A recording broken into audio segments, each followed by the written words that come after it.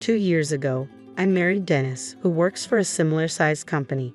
We lived in a newly built house. To everyone around us, it must have seemed like smooth sailing. I met Dennis, who's a year older than me, through a friend's introduction. My first impression was that he seemed sincere. He often talked about his mother, and I liked that he valued family. We didn't have a fiery romantic start, but we kind of started dating and then kind of got married. Even after marriage, we had no children because we both needed to continue working. We lived in a house too big for just the two of us, enjoying the comfortable newlywed life. Because we were both working, we often missed each other, but we made sure to value the time we spent together, and we had no financial problems. I thought we were doing well, until now. Unlike me, who had lived alone since starting college, Dennis lived with his parents until just before our marriage.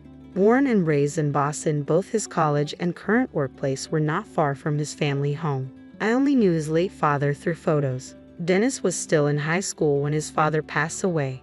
He probably didn't want to leave his mother alone. I met my mother-in-law for the first time at a dinner arranged for both families to meet. Dennis had told me his mother was about the same age as my own, but she looked much younger, a truly beautiful woman. "Nice to meet you, Carlin. My son speaks so highly of you. Please take good care of him." My mother-in-law smiled warmly as she spoke. I couldn't sense any of the hardship she must have endured after losing her husband. "Nice to meet you too, mother-in-law. I'm looking forward to becoming family," I replied, feeling relieved. I thought that this person and I might actually build a good family relationship together. Our home seemed to promise a fulfilling future, always filled with laughter and warmth. Both my parents and my mother-in-law were fully supportive of our marriage, and the preparations moved along surprisingly smoothly. We set the date for the wedding, and our house under construction was nearly complete. Before embarking on our married life, we made some decisions. We agreed we'd both work for a while, so we needed to pre-plan chores, taking care of mother-in-law, and financial matters. Firstly, chores would be handled by whoever was available at the time.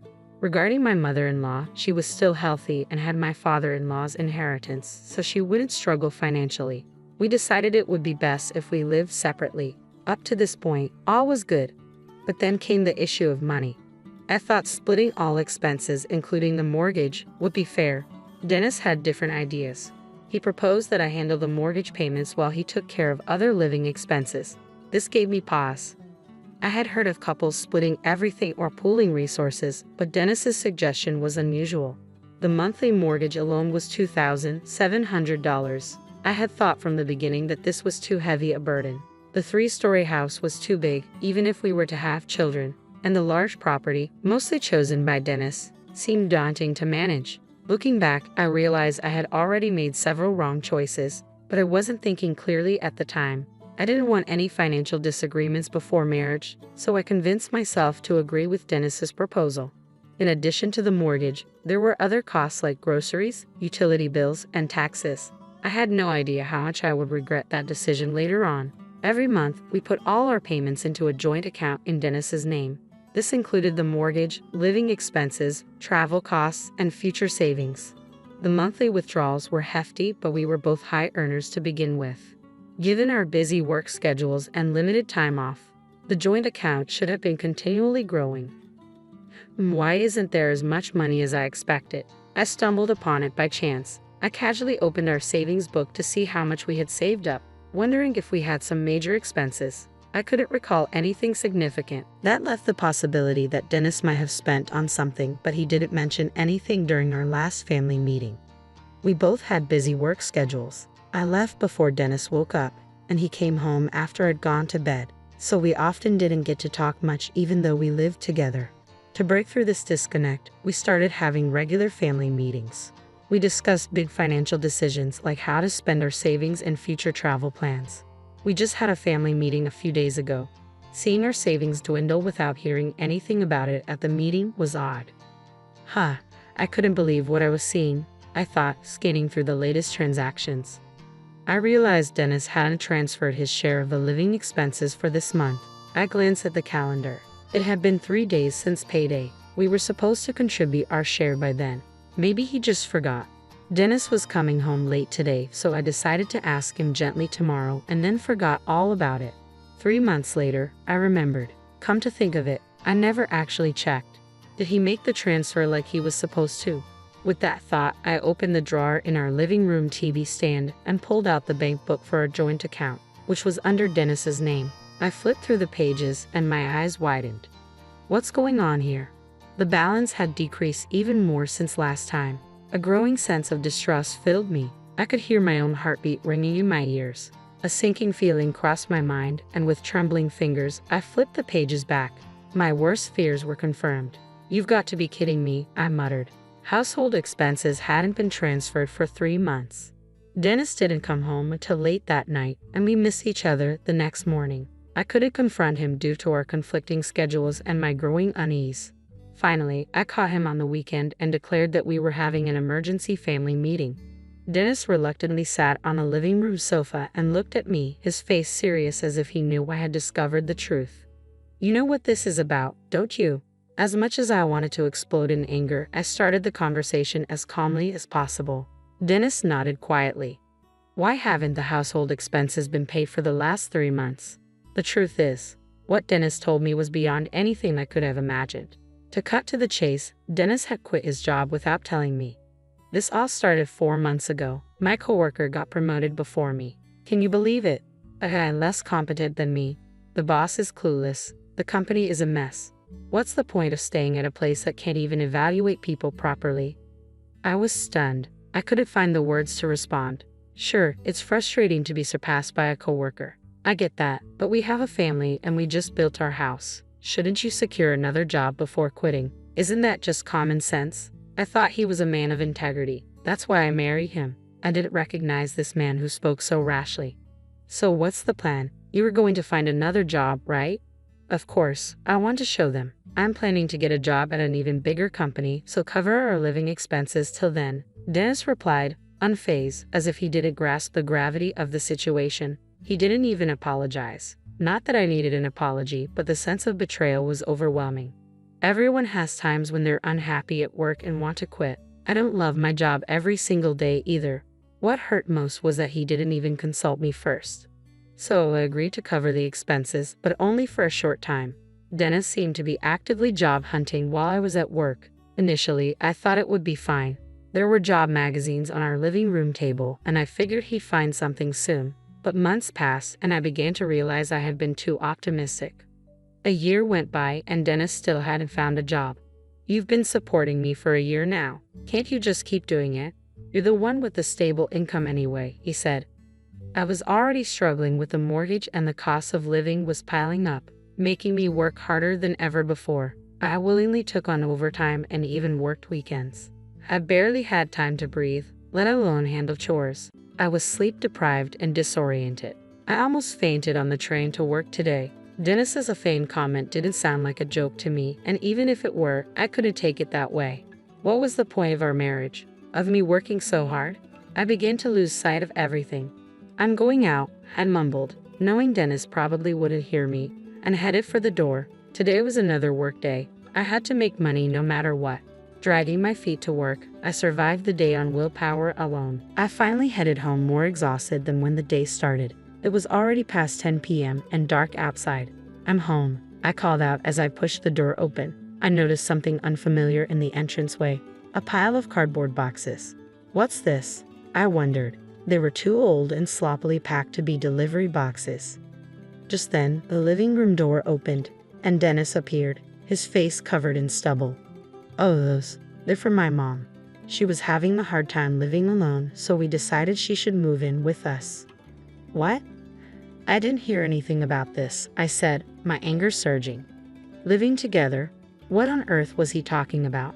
Ever since he quit his job without telling me, I had no idea what he was thinking. I used to worry about his mother living alone, and I'd even thought we could have a good family relationship. But I didn't know then that my seemingly cheerful and pleasant mother-in-law would turn out to be a real piece of work. The same could be said for my husband, too. "What are you talking about? She's my mother. Helping her is a given. Are you stupid or something?" Dennis's tone was dismissive.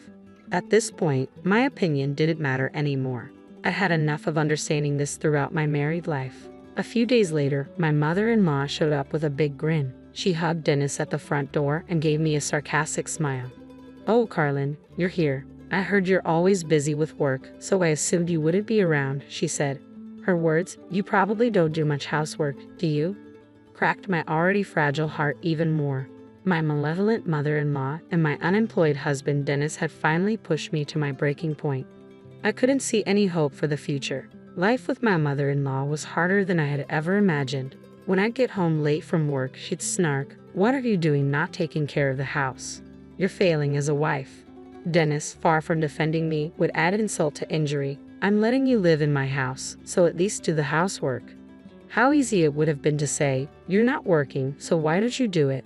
But no, that would only lead to more insults and emotional wounds. I didn't even have the energy to argue back anymore. My mother-in-law would just loaf around the house all day, never doing any housework, as if it were the norm. Dennis had become so entitled to being taken care of that the job listing magazines had disappeared from our living room. The only thing I could do while dealing with these two burdens was to work relentlessly. I needed money to live, but more than that, being engrossed in my job allowed me to forget the harsh reality. People around me probably found it strange to see me more focused on work than I was before getting married, despite not being married for very long. Occasionally, I felt concerned glances my way, but I was grateful they didn't say anything. If someone showed me kindness now, I was afraid I wouldn't be able to go on. Long days of working late, catching the last train home, squeezing in just 5 hours of sleep, and then heading back to the office as soon as dawn broke had become my routine.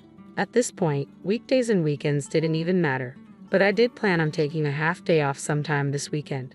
The fact that I had to use that precious half day for a family meeting to tell those two that we couldn't continue living like this, especially when my savings kept dwindling, almost broke me. I knew my mother-in-law was constantly ordering food delivery, but recently even Dennis had been joining in. They'd been indulging in steak and caviar during the day. What's worse, they'd even been taking trips together. For now, they were just day trips, but it could escalate to international travel. I used to put extra money into our joint account, but after realizing how much they were spending, I now only transferred just enough to cover the monthly withdrawals.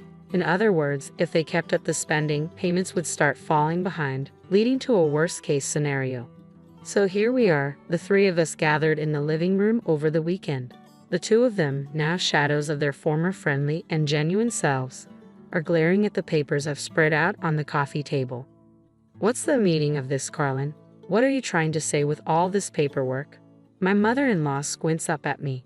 "It's a breakdown of our income and expenses. We can't continue living like this. I told you I'll pay it back when I get a job. Just hold on a bit. And the mortgage is just a measly $2,700. I'm letting you live in my house, so don't make a fuss over such a measly sum." "My house? You're letting me live here?" Measly sum. Words I can't ignore make my lips twitch. That's right, you're the black sheep here, sleeping 5 hours a day, not doing any housework, and living in Dennis's house. Why don't you just leave? Black sheep? Who's the real black sheep here? A laugh escapes my tightened lips at my mother-in-law's words. Everything suddenly becomes inconsequential, or maybe, just maybe, I finally realized that there was never any need to try so hard. All right, no more bending over backward, not for these people. I felt like a weight had lifted from my body and soul. Is that so? Well then, I'll take you up on that and leave. My voice echoed in the once quiet living room. I must be smiling more than I ever have before. Ha! What? Both of them looked stunned, their eyes glued to the coffee table. What I smoothly pulled off and placed on top of the papers was a bundle of divorce papers. Of course, they were already filled out and stamped by me. "Here, you sign it too. It'll make your mom feel more secure, won't it?" Mumbling, Dennis picked up the pen from the table. He hesitated for a moment, but was encouraged by his gleeful mother to sign. "I'll be moving out within this month. Don't worry, I'll submit these papers to the court immediately after the move." "Fine. Goodbye." Black sheep, whatever they called me, my heart was unshaken. 2 weeks later, the day had finally come. The weather was perfect, with a pleasant breeze blowing. It was the perfect day to start a new life. "I need this and that move too, yes? Everything as I instructed," I told the movers as I bustled around what had become someone else's home. After all, I had to move everything that was purchased with my money or had a receipt in my name. "Hey, you're taking the coffee table, the sofa, and even the TV. You're stripping the living room bare, you sneaky cat thief." They were both following me around, shouting. To be honest, they were just in the way. "If you say this house under your name is yours, then all of this stuff paid for by me is mine, right?" I finished my last set of instructions, let out a sigh, and turned around. The two of them fell silent at my words, looking at me bewildered. I glanced at them and turned on my heel. Well then, goodbye. That was the last time I saw both of them. I completed the move without any issues and immediately submitted the divorce papers. They were promptly accepted, and I was free. Not having to share mortgage payments or contribute to a joint account was a relief, and I was surprised at how much money I had left over. I never realized I was earning this much. Over the past year, paydays have been depressing. I was genuinely shocked when I realized my monthly payments. Later, I found out what happened to my ex-husband Dennis and my former mother-in-law after I left them. Because they lost me as the breadwinner, they started falling behind on all their bills. Demand letters started piling up at their home. Dennis, ever so proud, ignored all of it. He didn't consult with the bank or the IRS. Eventually, they were faced with demands for a lump sum payment. Unable to pay, Dennis borrowed money from a loan shark to cover it. But that wasn't the end of their problems. Realizing he couldn't avoid repaying loan sharks, Dennis finally swallowed his pride and started doing manual labor at a low-paying job. Had it not been for his period of unemployment, he could have found a more decent job, but that's none of my business now. As for my mother-in-law, her pension wasn't enough to live on, so she started working a part-time job. She's now a cashier and has a reputation as a lady who can do her job right. Not surprising for someone who was ungrateful, never worked, and just ordered food delivery all the time. But again, that's none of my business. As for me, I'm enjoying my single life. My skin has improved, and even I can tell that my expression has softened. People tell me I smile more now and that I've become more attractive. I hardly do any overtime work and can fully relax on weekends. I even have time to enjoy my hobbies. My life is just like it was before marriage, but because my married life was so miserable, everything now feels incredibly wonderful. I've also been getting along well with a popular guy at work. He had been interested in me for a while but hesitated to approach me because I was married. Anyway, life is smooth sailing this time around, that's for sure. I am feeling great today. It was just another ordinary Tuesday evening in our household, the kind where you're winding down from the day's work, thinking about what to cook for dinner, and maybe catch up on some TV shows you've missed. Mike, my husband of 20 years, was lounging on the sofa, flicking through channels, while I was in the kitchen pondering whether spaghetti or chicken salad would be the lesser of two evils for our waistlines. I was thinking about what our 19-year-old son Alex eats in college. That's when the phone rang, cutting through the mundane silence of our home. Mike glanced at the caller ID and sighed. "It's my folks." There was a hint of reluctance in his voice that didn't go unnoticed. "Go on, pick it up. It's been ages since we last heard from them," I called out from the kitchen, trying to sound more enthusiastic than I felt. Mike's parents, Linda and George, weren't exactly the easiest people to get along with. Their rare calls usually meant they wanted something. Mike pressed the speaker button, and we both braced ourselves. "Hey, Mom, Dad, what's up?" The voice that came through was Linda's, choked with tears. "Oh, Mike, it's all gone. Everything's gone." George's gruffer, more panicked tone interjected. "The company, son. It tanked. We've lost the house, the cars, everything." I stopped what I was doing, the gravity of their situation sinking in. Mike and I exchanged worried glances. Despite our strained relationship, hearing them so vulnerable struck a chord. "So, what's the plan now? Where are you guys staying?" Mike asked, his voice tight with concern. "That's just it, son. We have nowhere to go. We were hoping, maybe, we could come stay with you and Karine for a while." Linda's voice was hopeful, yet hesitant. Mike ran a hand through his hair, a clear sign he was stressed. "Well, you know the house is actually Karine's, left to her by her grandma. I gotta talk to her about it." I knew what was coming next. As much as Linda and George could be a handful, they were still his parents. Turning them away wasn't an option, not really. I walked into the living room, taking the phone from Mike. "Linda, George, listen, we can figure something out. But it's only temporary, okay? Just until you get back on your feet." "Oh, thank you, dear. You're a lifesaver. We won't be any trouble, promise," Linda gushed, relief evident in her voice. After we hung up, Mike slumped back on the couch, a mix of emotions playing across his face. "Babe, you sure about this? You know how they are. Always looking down on our lifestyle, expecting the moon." I sighed, sitting next to him, taking his hand. I know. But they're your folks. What else can we do? We'll set some ground rules. Make it clear it's just for a few months." Mike nodded, looking somewhat relieved but still anxious. "They mentioned bringing some things. I hope it's not their entire house."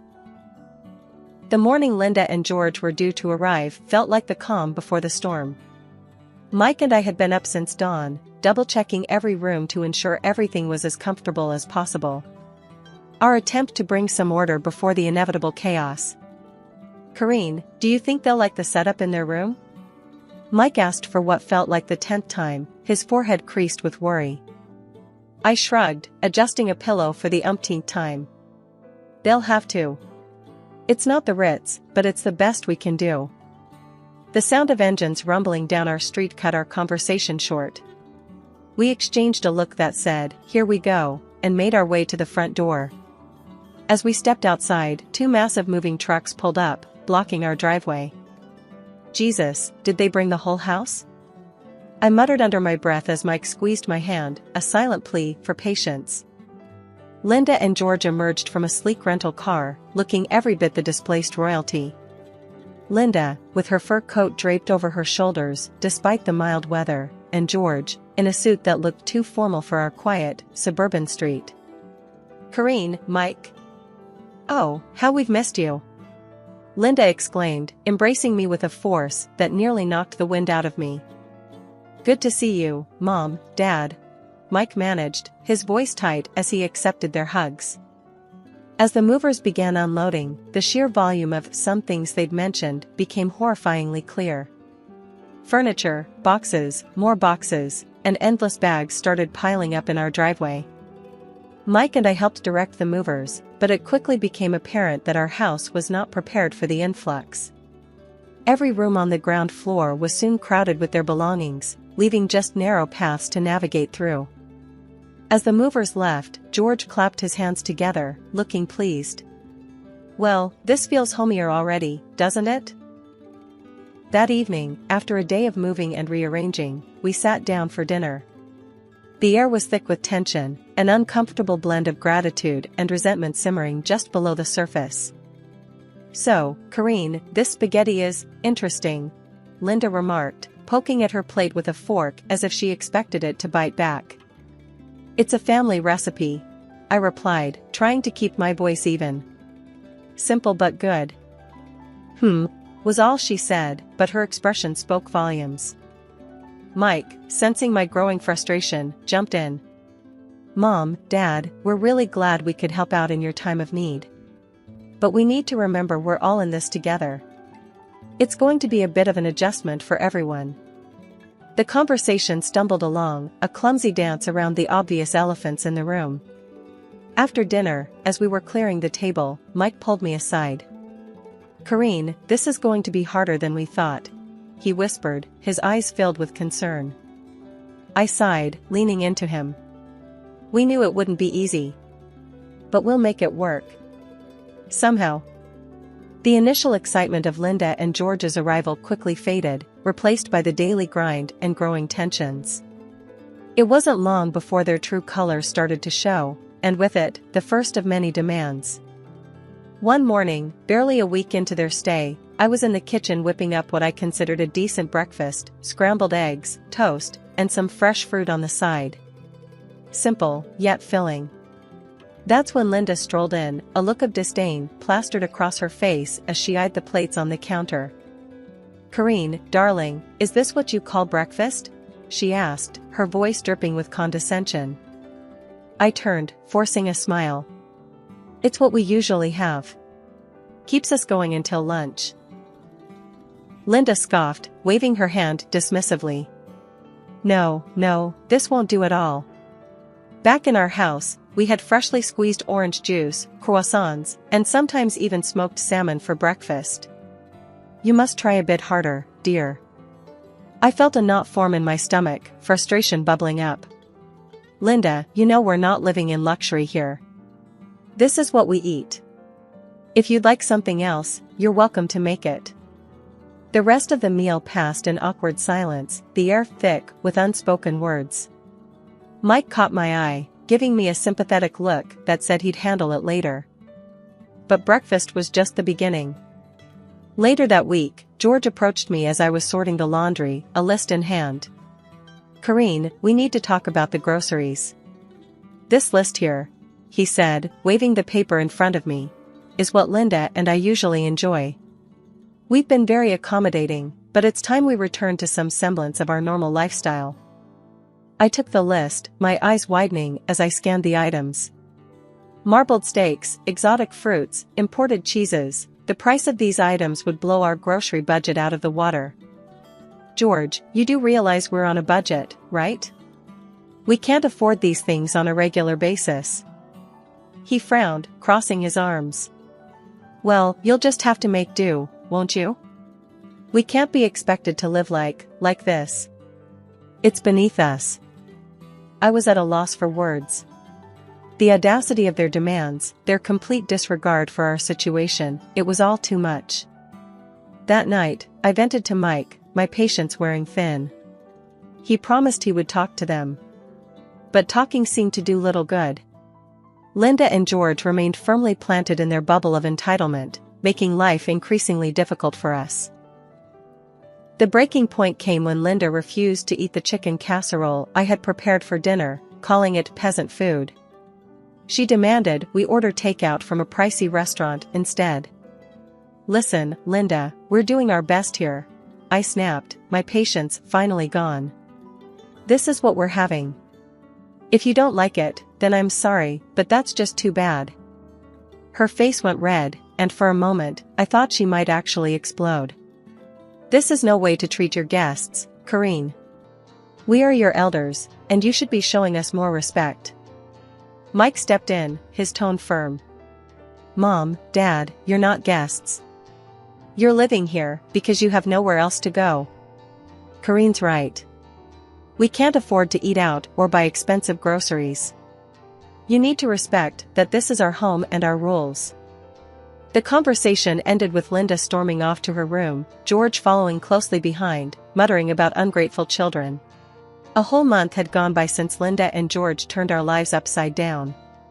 It started with them making a scene at breakfast one morning, both of them clutching their stomachs and making a big show of how our average food was wreaking havoc on their digestion.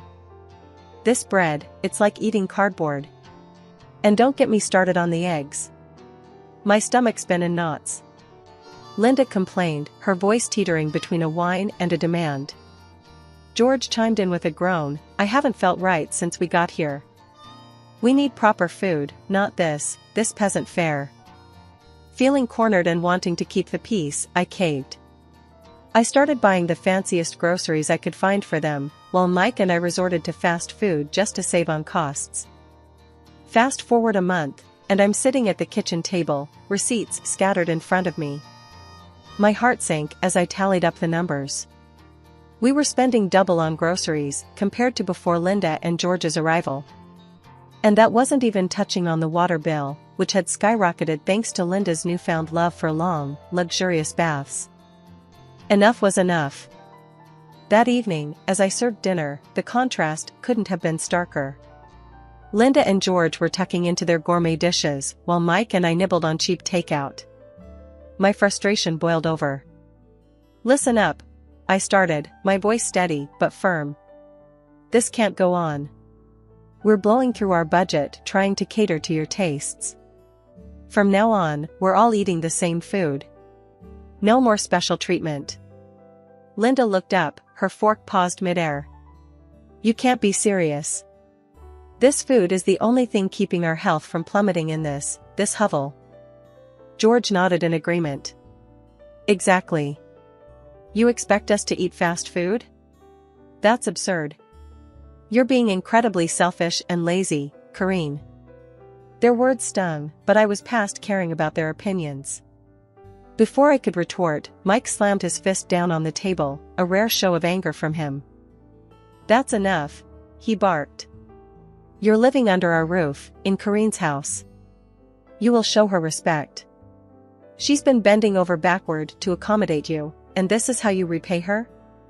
No more. Either you start eating what we provide, or you can find somewhere else to live. The room went silent, the tension thick enough to cut with a knife. Linda and George exchanged a look, then silently returned to their meal. The day after the big blow-up, things escalated in a way I couldn't have imagined. It started with a knock at the door, mid-morning. I was in the middle of tidying up the living room, Mike having gone out to run some errands. The delivery guy, a young lad probably in his early 20s, stood there with a smirk, holding a stack of fancy-looking food boxes.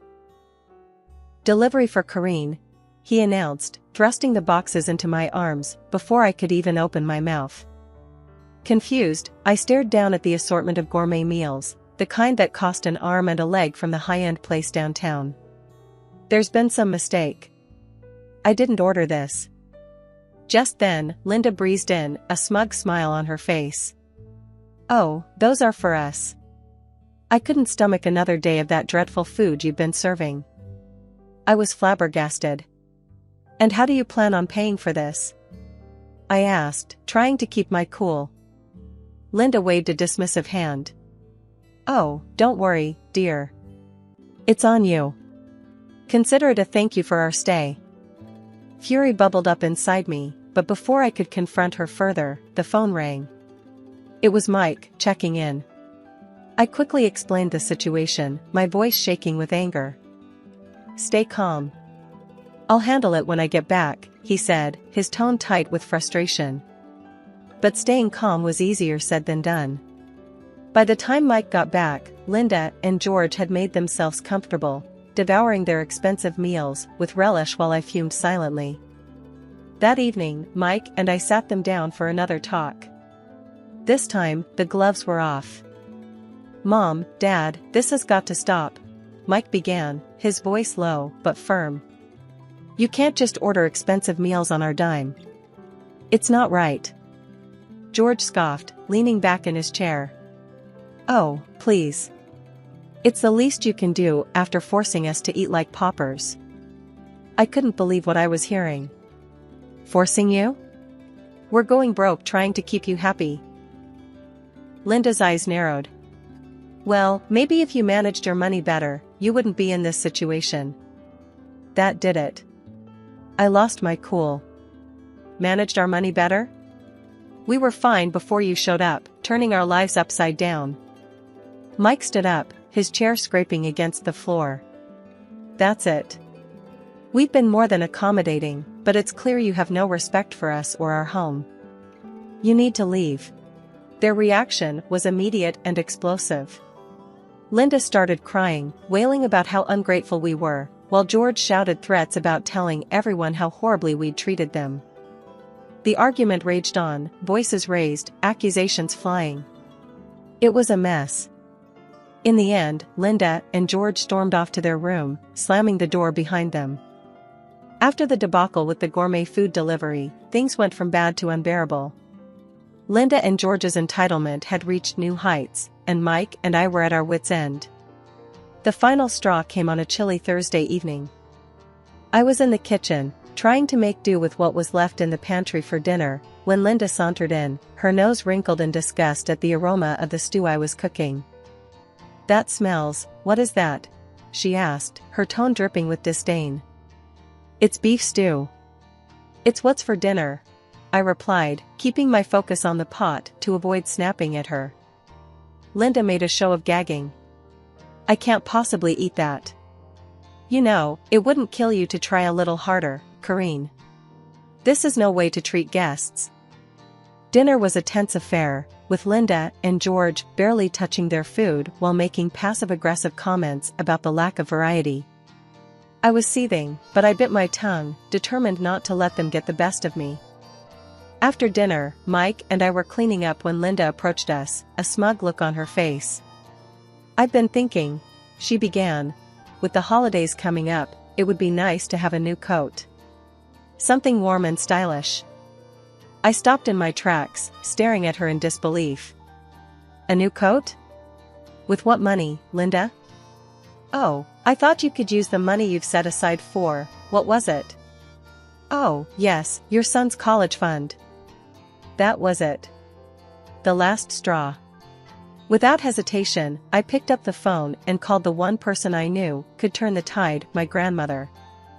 Gran, despite her age and residing in a nursing home, had always been the matriarch of our family, her word law. After I spilled out the whole sorry saga, she huffed in disbelief. "This nonsense has gone on long enough," Gran declared, her voice crackling with resolve over the phone. "I'm coming to stay for a bit. We'll sort this mess out together." True to her word, a couple of days later, Gran arrived, wheelchair and all, ready to reclaim her territory. As she rolled into the living room, commandeering the space with her presence, Linda and George looked on in shock. "I'll be staying on the ground floor," Gran announced, scanning the room filled with Linda and George's belongings. "So, all this," she waved a dismissive hand around, "needs to go upstairs." Linda's face turned a shade of red I didn't know was possible. "You can't just come in and demand." Gran cut her off with a look that could freeze lava. "This house? It's still mine. Karine and Mike are here because I allow it. And that means I can kick you out whenever I please." The threat hung in the air, heavy and undeniable. Within hours, Linda and George were scrambling to call movers, their complaints and protests drowned out by Gran's unwavering stance. As their furniture and countless boxes were hauled up the stairs, Gran turned to me, a twinkle in her eye. "Now, let's see if they still feel entitled to steak dinners and new coats." Gran's strategic maneuvering had just begun to unfold in our household. The air was charged with anticipation as we gathered in the living room, the scent of freshly brewed tea mingling with the tension. "Now," Gran began, her voice steady, "we need to address the matter of rent." Linda scoffed, crossing her arms. "Rent? Why should we pay rent when Karine and Mike don't?" Gran smiled, a glint in her eye. "Karine and Mike live here under my grace. They contribute to the household in many ways. But you two," she paused, her gaze sharpening, "have been living off their generosity without giving much in return. I think a rent of $4,000 a month would be appropriate." George's face went ashen. $4,000? That's outrageous. We're retired, we don't have that kind of money. Gran leaned forward, her expression unyielding. "Considering the lavish meals and the luxurious lifestyle you seem accustomed to, I'd say you can afford it." Linda, her voice trembling with indignation, turned to me. "Karine, surely you don't agree with this extortion?" Before I could reply, Gran interjected, "It's not extortion, Linda. It's about fairness. But I'm willing to negotiate." She paused, a sly smile playing on her lips. "If you're willing to help take care of me during your stay, push my wheelchair around, make breakfast, help with my bath, I might consider reducing the rent." The suggestion hung in the air, heavy and unappealing to Linda and George, who exchanged a look of utter disbelief. George, ever the pragmatist, asked, "And how much would this assistance reduce the rent?" Gran tapped her chin, pretending to ponder. "Let's say, down to $2,000, provided the help is substantial and consistent." Linda's mouth dropped open, but before she could protest, George cut in. "And if we refuse?" Gran's response was swift and final. "Then you're welcome to find somewhere else to live. This house," she gestured around, "will no longer be your refuge." The ultimatum was clear. Linda and George, faced with the prospect of actually working or paying a hefty rent, seemed to shrink in their seats. The following days were a flurry of hushed conversations and frantic phone calls as they scrambled to find an alternative. Eventually, they announced they had found a small apartment and would be moving out immediately. The process was swift, their belongings packed and removed with a speed that suggested eagerness to leave the situation behind. As their car disappeared down the driveway, Gran turned to Mike and me, her expression softening. "I know it was tough, but it was necessary. You two need your space, and they need to stand on their own." Mike wrapped an arm around Gran, gratitude in his eyes. "Gran, you've done more for us than we could ever repay. Thank you." In the weeks that followed, Gran became more than just a guest. She was a guardian of our home's harmony, a role she played with a blend of sternness and love that only she could manage. In the calm that followed Linda and George moving out, our house felt like it was finally breathing again. Gran, Mike, and I gathered in the living room one night, the gentle hum of the evening wrapping around us, making the space feel sacred after the storm we'd weathered. Breaking the quiet, Gran's tone turned playful. "Well, as much as I've enjoyed the drama, I think it's time for me to head back. The nursing home misses its most troublesome resident." Mike and I shared a look, already dreading her departure. "Gran, this house is always open for you. It's not really home without you," I managed, my voice heavy with emotion. Gran gave my hand a squeeze. "And you're always in my heart. But don't worry, I'll be back to stir things up now and then." We laughed together, a sound that felt like healing. As we said our goodbyes to Gran the next day, watching her taxi disappear, Mike and I knew we were ready for whatever came next. Together. Our home, once a battlefield, was now a symbol of our resilience, a place where love and boundaries found their balance.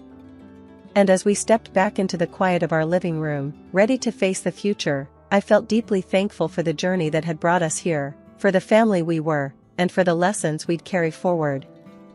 A few weeks later, we heard from a mutual acquaintance that Linda and George were living in a small apartment, having sold most of their belongings to cover their debts. The news came as a bittersweet confirmation of the new chapter they, too, were embarking on, a life defined by the consequences of their choices, leaning on each other, perhaps for the first time in a long while.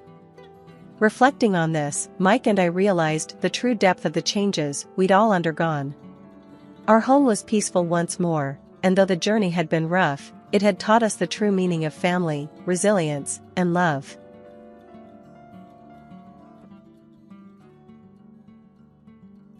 My name is Lara.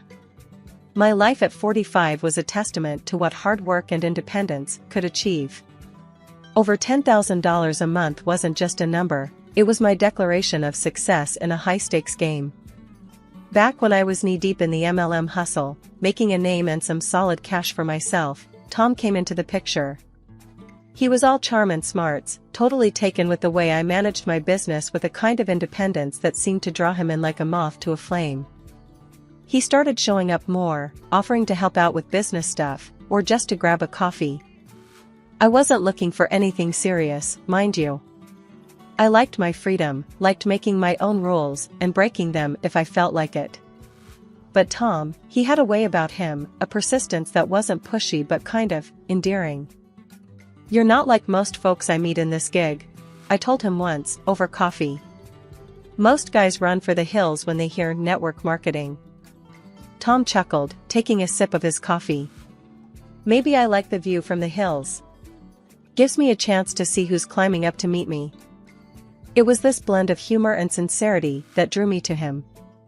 Our meetings became more frequent, and Tom's interest in my world grew. He asked questions, real ones that made me explain my business in ways I hadn't even considered. It was refreshing, invigorating, and, dare I say, flirtatious. We'd sit and chat about everything under the sun, and it wasn't long before he started talking about his mom. Now, I've always been close to my own folks, so hearing him speak so respectfully about his mother caught my attention. It wasn't just talk, you could tell he meant every word, held her in high regard. And that, I could respect. "Yeah, my mom's the real deal," he'd say with a kind of pride that lit up his face. "She's been through a lot, you know? Raised me all on her own. She's my rock." Hearing that stirred something in me. I've seen my own parents stick out the tough times, their love and respect for each other are constant through it all. I guess that's what got me seeing Tom in a new light. So, when he asked me to marry him, it wasn't the grand gesture or the promise of a life of ease that got me to say yes. It was the simple, honest love he had for his family. I thought, anyone who holds his family in such high regard, who talks about his mom with that much admiration, he's got to be a good man at heart. We got hitched, and those first few months were something out of a dream. Laughs, late night talks about where we wanted our little empire to go, weekend getaways, just because we could. I was happy, genuinely happy, thinking I'd found someone who got me, who respected my hustle and had my back. After the initial bliss of our unconventional meeting and the whirlwind romance that followed, settling into married life with Tom brought its own set of challenges. One thing that started to stick out was Tom's relationship with his mother, Carol. It wasn't just close, it was suffocatingly tight. They were on the phone multiple times a day, and our weekends were monopolized by visits to her place. It started to gnaw at me, the extent of his attachment and the expectations it placed on us, especially me. One Saturday morning, as we were gearing up for yet another weekend at Carol's, I couldn't hold my tongue any longer. "Tom, do we have to spend every weekend doing chores at your mom's? I mean, doesn't she have anyone else to help out?" Tom looked at me like I'd just suggested we moon the neighbors. "Lara, she's old, and it's just us. Who else is gonna do it?" I sighed, frustration bubbling. "But, it's every weekend.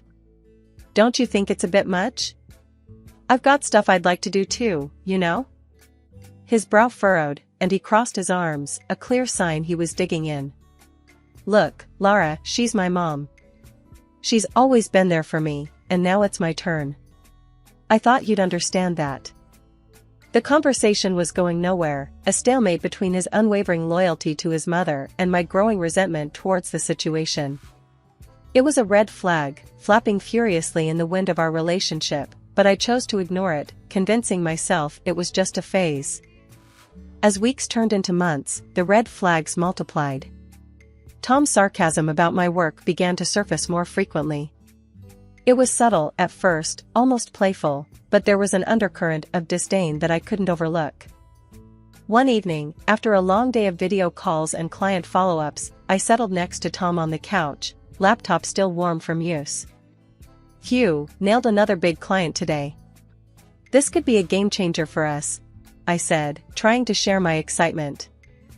Tom, eyes glued to the TV, grunted in response. Oh, yeah, that's great. But don't you think it's time you considered a real job? You know, one that doesn't have you glued to that screen all day?" I bristled, my enthusiasm cooling into annoyance. "A real job? Tom, this is a real job. I'm making more than we'd ever dreamed of. What's not real about that?" He shrugged, not meeting my eyes. "I dunno, Lara. It's just, all this network marketing stuff seems a bit dodgy, doesn't it?" The word stung, a slap to everything I'd worked so hard to achieve. "Dodgy? You know what, Tom? Maybe you should spend a day in my shoes, before you start judging." The conversation ended there, but the tension lingered, a thick fog between us that didn't dissipate. Tom's inability to value my career, coupled with his abnormal attachment to his mother, left me feeling isolated in my own marriage. The red flags were no longer just flapping in the wind, they were blaring sirens, warning me of the storm ahead. Yet, I pressed on, hoping for a change, clinging to the memories of our early days. But as time passed, it became increasingly clear that Tom's loyalty was split in a way that left little room for us, for me.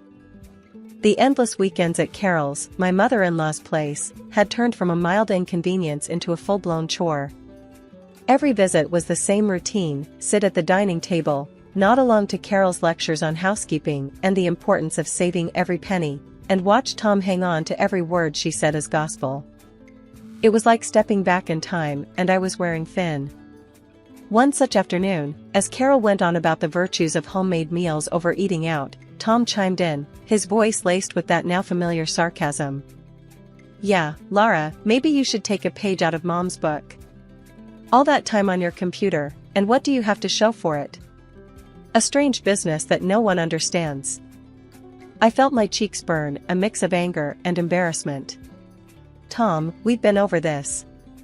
My strange business is paying our bills, and then some. I'm working, not playing around on the internet. He scoffed, shooting a look at Carol, who wore a smug expression. A real job doesn't have you stuck at home all day. It's about getting out there, dealing with real people, not just numbers on a screen. The jab stung, more so because it was made in front of Carol, who nodded in agreement as if she had any say in our finances. I bit back the retort on the tip of my tongue, realizing it was futile. Tom was echoing his mother's outdated views, and there was no winning against a united front. Feeling isolated and misunderstood, I decided to seek refuge with my parents. They were old school in their own way, but they understood the value of hard work, regardless of the form it took. Their reaction to Tom's criticisms was a mix of anger and disappointment. "Lara, it's clear he's jealous," my dad said, his brow furrowed in concern. "Envious because you're succeeding without having to trudge to some office every day. Don't let his insecurities drag you down." My mom nodded, her hand squeezing mine.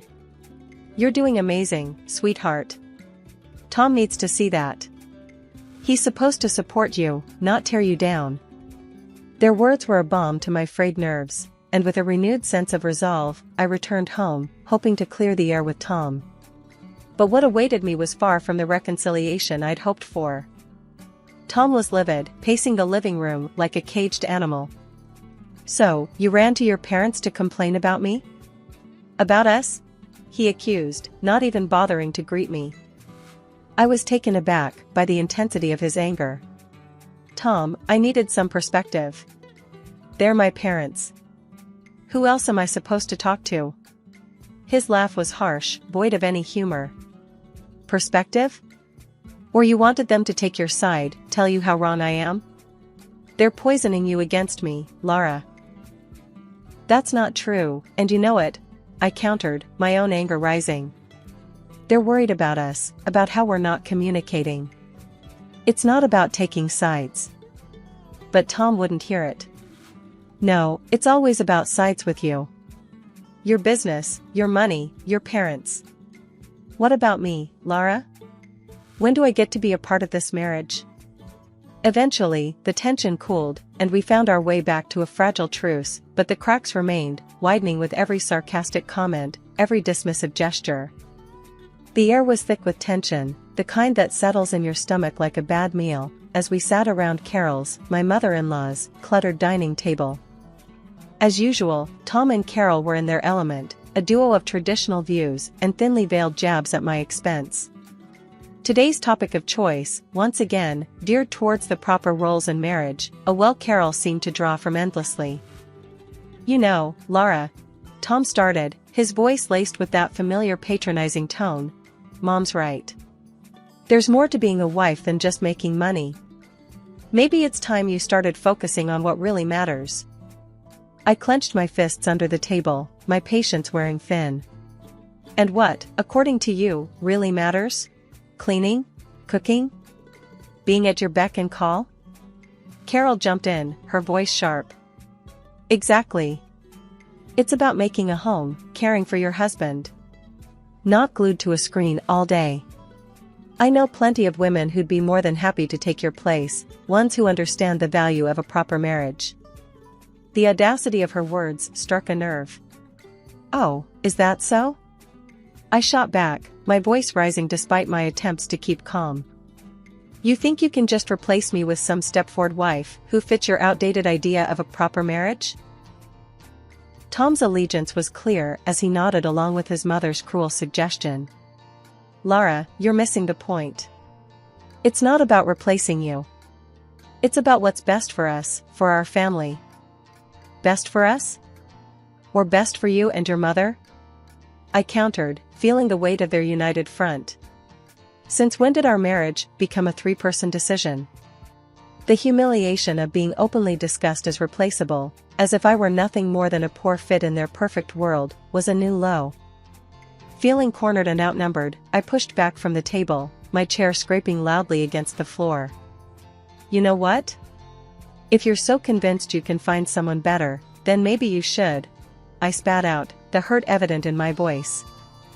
Tom looked taken aback, as if he hadn't expected his words and his mother's to cut so deep. But the damage was done, the line drawn in the sand. I thought marriage was about partnership, support, and love. Not constant criticism and unrealistic expectations, I said, my voice steady despite the turmoil inside. There was a heavy silence, one that spoke volumes about the state of our relationship. As I walked out of the room, the sound of my footsteps echoed, a resolute declaration that I wouldn't be belittled or demeaned any longer. After the last blow-up, I was done. Done with the weekend cleanups at Carol's, done with the moralizing, just done. Tom tried to guilt-trip me about it, calling me selfish, saying I didn't care about family. But I wasn't having any of it this time. I had reached my limit. Then came the day that broke the camel's back. I noticed our joint account was bleeding money, a lot of it. Money we'd been scrimping and saving for a new car, our dream car. My heart raced as I logged into our online banking, only to see a massive transaction that nearly wiped us out. I confronted Tom the moment he walked through the door. "Where's the money, Tom?" "The car fund, it's practically gone." He couldn't look me in the eye. I had to use it for something important." "Important? What could possibly be more important than what we've been saving for?" I was fuming, barely containing my anger. "It was for Mom's trip, her dream cruise to Europe." He mumbled it out like a confession. I was stunned into silence for a moment. "You used our savings? For a cruise? Without even asking me?" I couldn't believe what I was hearing. Tom finally faced me, his expression a mix of guilt and defiance. "I thought you'd understand. It's her dream." "Her dream? What about our dreams, Tom? What about our plans?" I was shouting now, my voice echoing off the walls. He had no answer, just stood there looking pathetic. That's when I decided to take matters into my own hands. I called Carol, hoping, maybe foolishly, that she'd see reason. "Carol, this has to stop. Tom used our savings for your trip. This is a mistake. You need to cancel it," I said, trying to keep my voice steady. Her laughter over the phone was like acid. "Cancel? Why would I do that? It's a gift from my son. And as for the money, dear, I'm sure you can earn it back." The contempt in her voice was palpable. "You're not even going to consider it? After everything, this is how little you think of me?" I was grasping at straws, but I had to try. "Listen, darling, I'm not refusing a trip of a lifetime. And if you're not happy, well, Tom's already prepared for that too." "Check the desk drawer," she said, her voice cold. I hung up and went straight to the desk, my hands trembling. There, among bills and old receipts, were the divorce papers, signed and ready to go, as if Tom had been planning this all along. My heart wasn't just broken, it was pulverized. I signed them, my hands steady, but my soul in turmoil. Packing my bags felt like I was erasing a part of my life, a part one once cherished.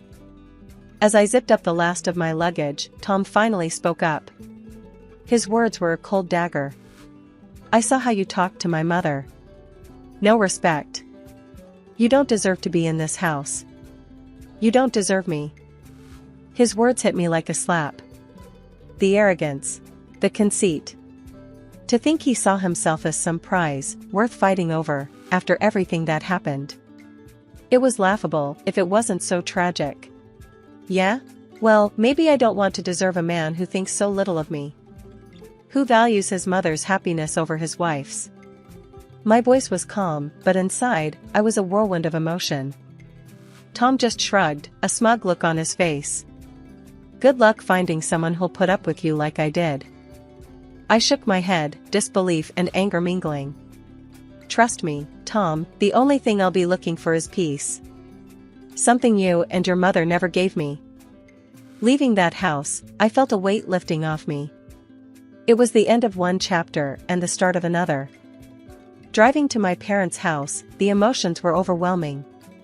But as soon as I saw the familiar front door, a sense of relief washed over me. This was home. This was where I belonged.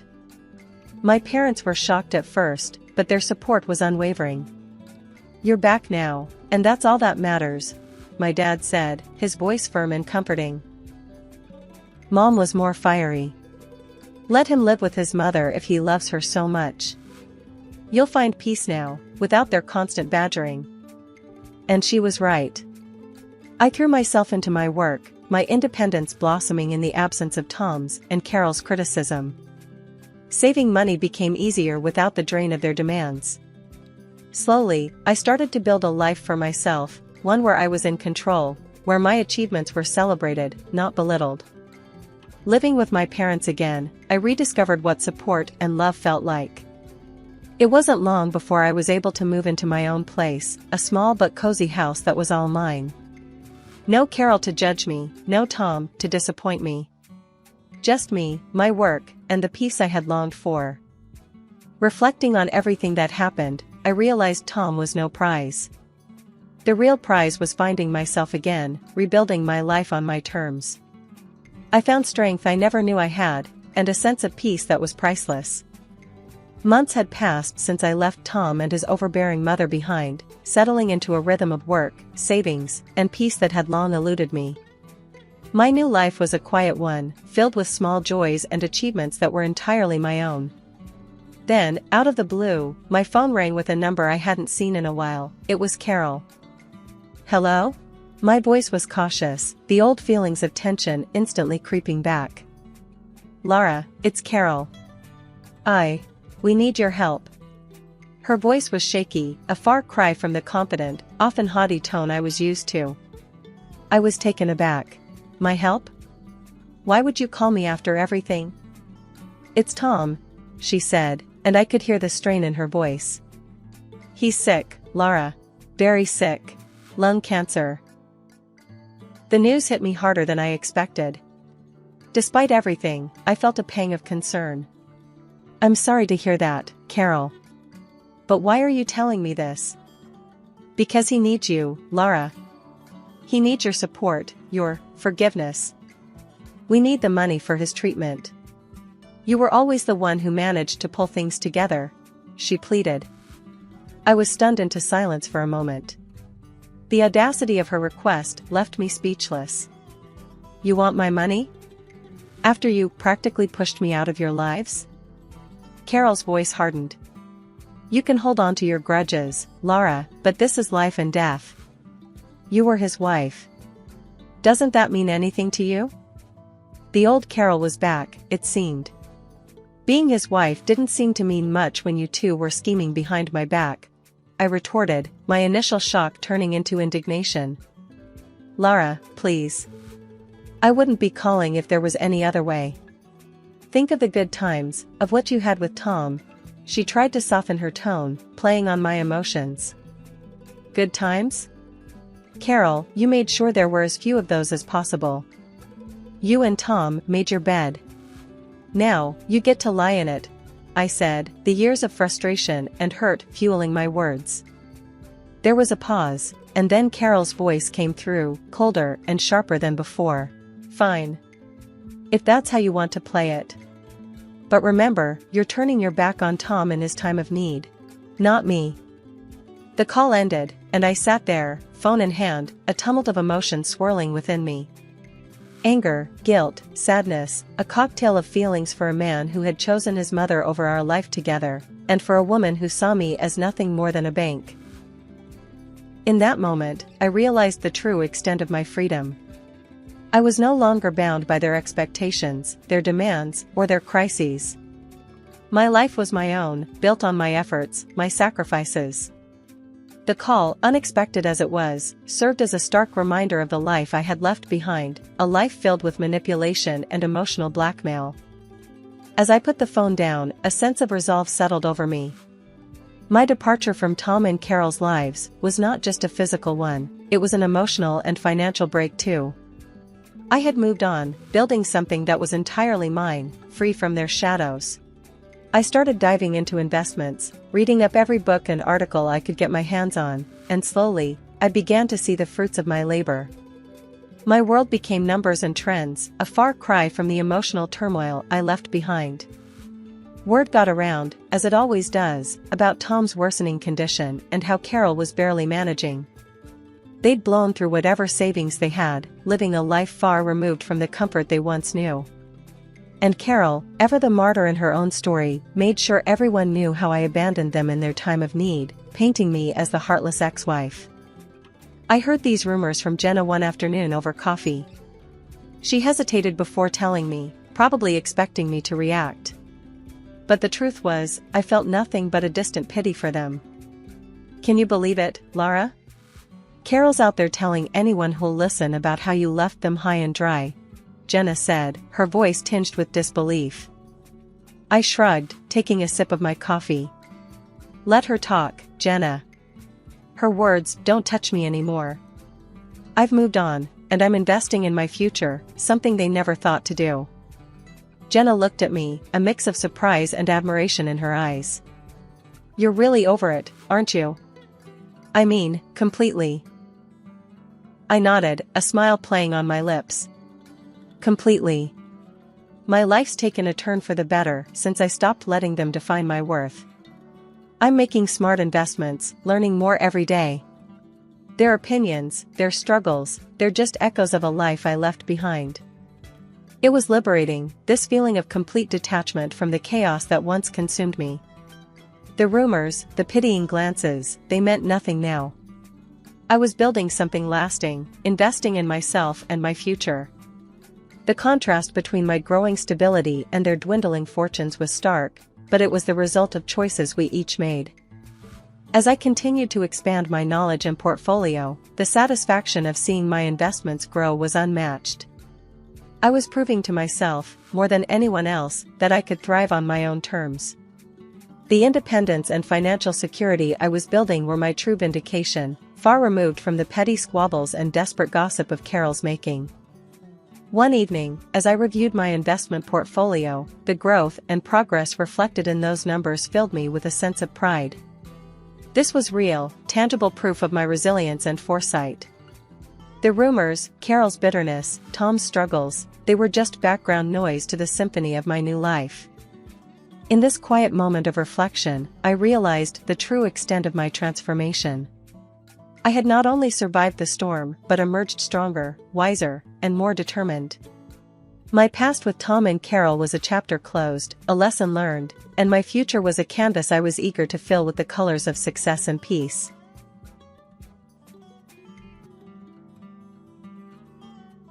"Jane, you seriously need a break from all these dusty books. It's Clara's birthday bash tonight.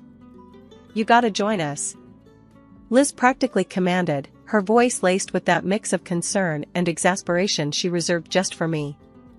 I'm Jane, a 34-year-old English literature professor, more comfortable dissecting Shakespeare's sonnets than navigating social gatherings.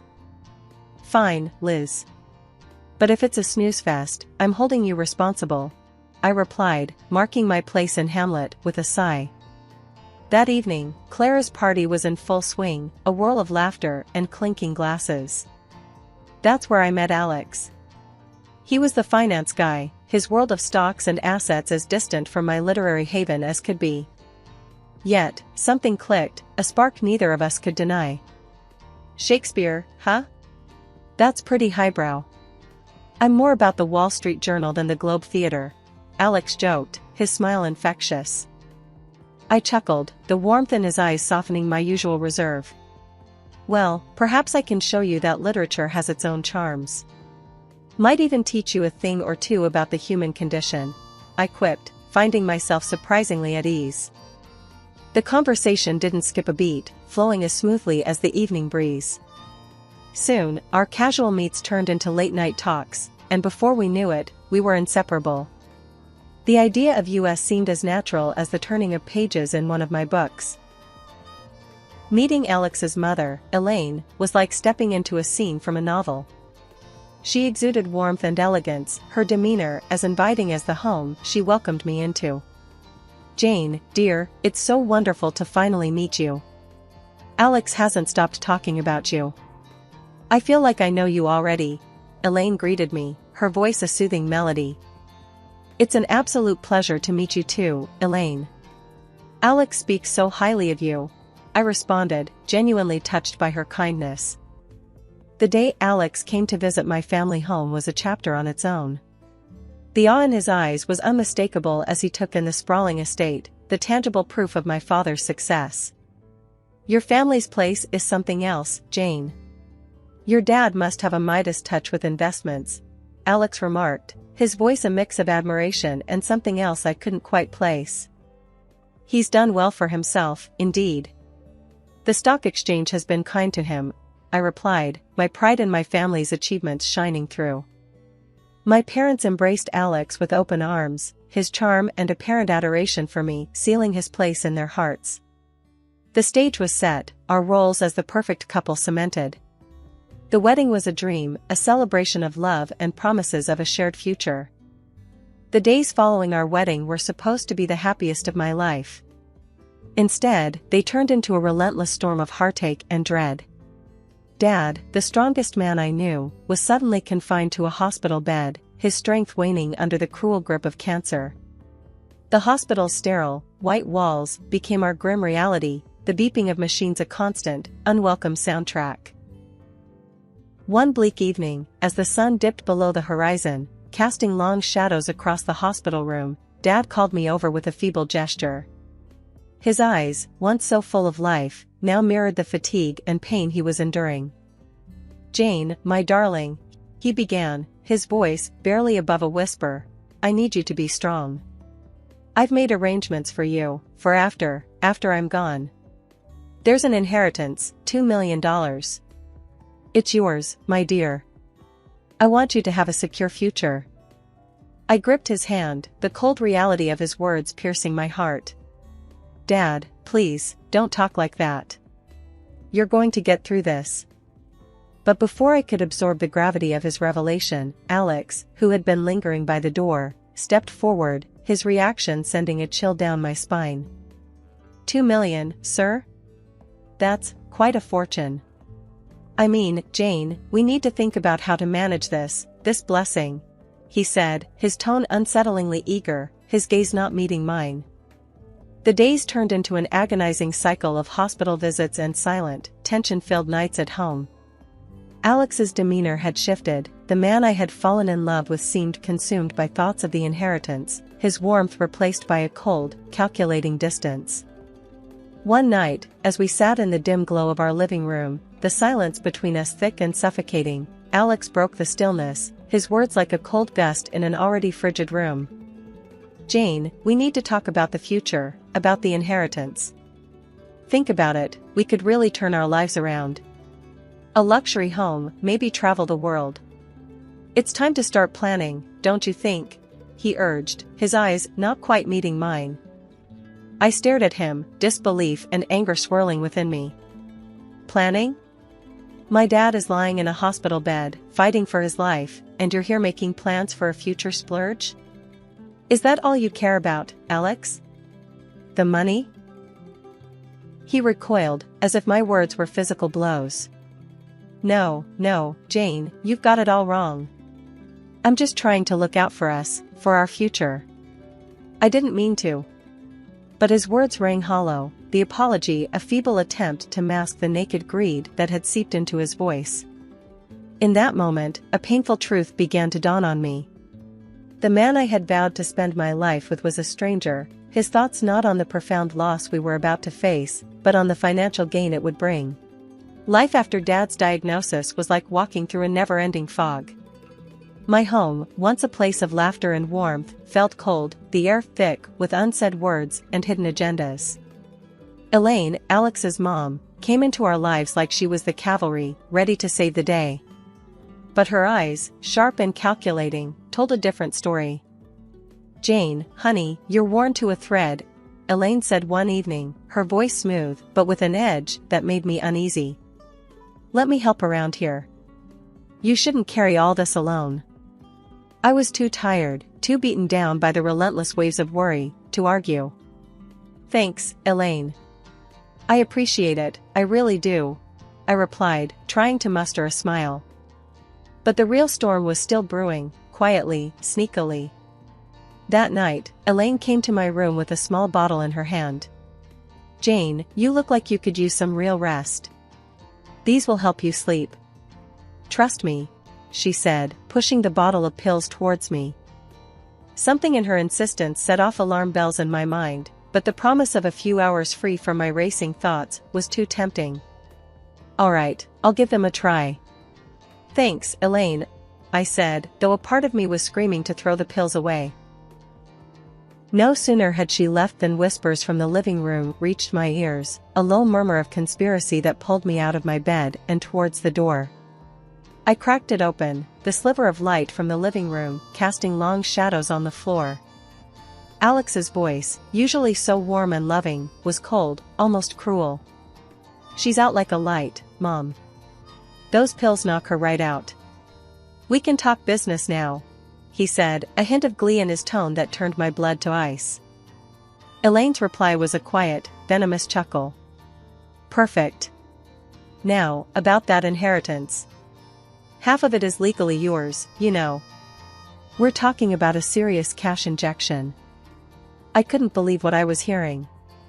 These were the people who were supposed to be my family, my support. Instead, they were plotting like villains in one of the tragedies I taught in class. Alex's next words were a punch to the gut. "Half? That's kids' play, Mom. I want the whole pie. We need to figure out how to get Jane to sign it all over. Once I have the cash, I can cut her loose." I stood there, my hand on the doorknob, feeling like the floor had just dropped away from under me. This wasn't just a betrayal, it was a full-blown conspiracy, a plan to rob me of my inheritance, my dignity, my life as I knew it. The morning sun did little to brighten the heavy atmosphere in the house after I uncovered Alex and Elaine's despicable scheme. Sitting at the kitchen table, the untouched coffee in front of me turned cold, a stark reminder of the chilling conversation I had overheard. The betrayal felt like a gaping wound, and I was at a loss, unsure how to navigate this treacherous storm. Mom entered the kitchen, her steps firm, her presence always a beacon of strength in our home. She noticed my distress immediately, her perceptive eyes missing nothing. "Jane, what's wrong? You're as pale as a ghost. Talk to me," she urged, her voice a blend of concern and command. I hesitated, the weight of betrayal heavy on my tongue. But seeing the unwavering support in her eyes, I found the courage to confess. "Mom, it's Alex and Elaine. I overheard them last night. They're plotting, scheming to take Dad's inheritance, and then, they plan to leave me with nothing." The kitchen fell silent, the air thick with tension. Mom's face remained stoic, but her eyes were sharp, a storm brewing in their depths. "Is that so?" she said calmly, her voice betraying no hint of the rage I knew she must be feeling. "Well, they've picked the wrong family to mess with. We're not pawns in their little game, Jane. We're the ones who'll be calling checkmate." Her words were like a lifeline, pulling me back from the edge of despair. "But how, Mom? They've got everything planned out. It's like they've been setting this trap for a long time," I replied, the enormity of the situation threatening to overwhelm me. Mom's smile was thin but determined. "Planning is one thing, executing is another. They think they're clever, but they're not the only ones who can play this game. We need to be strategic, think 2 steps ahead." The kitchen became our war room, the table a battleground where strategies were formed and tactics were laid out. "First, we need to secure your assets, make sure they can't get their hands on what's rightfully yours," Mom said, her mind racing through the legal labyrinths. "But Mom, the inheritance is huge, and it's all in my name. How can we protect it from them?" I asked, the problem seeming insurmountable. She gave me a look that was both fierce and reassuring. "We'll consult with the best lawyers, set up trusts, do whatever it takes. Your father didn't work his whole life for his legacy to fall into the hands of vultures." As the plan took shape, I felt a spark of hope ignite within me. "Mom, you're incredible. I don't know what I'd do without you." Her hand reached across the table, gripping mine with a strength that bolstered my resolve. "You're your father's daughter, Jane, strong and smart. You'll never have to face anything alone. Now, let's put our plan into action and show those snakes they've bitten off more than they can chew." The day of the will reading was like the calm before the storm. The notary's office was stark and formal, a stark contrast to the turmoil churning in my heart. Alex and Elaine were there, their faces poorly masked with faux solemnity, but their eyes, hungry and calculating, betrayed their true intentions. The notary, a stern-faced man with a no-nonsense air, cleared his throat, breaking the tense silence. "We are gathered here to read the last will and testament of Mr. James Harrington. As per his wishes, the contents of the will are to be disclosed in the presence of his immediate family." Alex leaned in, a wolfish grin barely concealed. "This is it, Jane. Our new beginning," he whispered, his breath cold against my ear. I stiffened, repulsed by his proximity and the implication of his words. Before I could respond, the notary began to speak, his voice formal and detached. "Mr. Harrington bequeathed the sum of $2 million to his daughter, Jane Harper." A gasp escaped Elaine, her facade crumbling for a moment to reveal the greed that lay beneath. Alex's hand twitched, a visceral reaction to the mention of the money. He was about to congratulate me, no doubt seeing dollar signs, when the notary continued. "However, it is also stated here that Mr. Harrington incurred debts amounting to $2.5 million. The room went cold. Alex's face drained of color, his earlier excitement replaced by shock and disbelief. Elaine's mouth opened and closed, a fish out of water, her plans unraveling before her eyes. "This can't be right," Alex stammered, his composure shattered. "There must be some mistake." The notary, unfazed, pushed forward a stack of documents. "I assure you, everything is documented and legal. Mr. Harrington's assets and liabilities are now passed on to his next of kin." Elaine's eyes darted between the papers and my stoic face. "But that means, half of the debt is Alex's responsibility too?" "Yes, ma'am. According to the law, marital assets and liabilities are shared," the notary confirmed, his voice devoid of sympathy. The revelation hit Alex and Elaine like a physical blow. Their dream of wealth had turned into a nightmare of debt. Elaine's earlier warmth vanished, her true nature, venomous and self-serving, coming to the forefront. "We're not paying for this. It's her father's mess," Elaine hissed, her earlier facade of the doting mother-in-law gone. Alex, desperation creeping into his voice, turned to me. "Jane, we need to sort this out. You can't let this happen."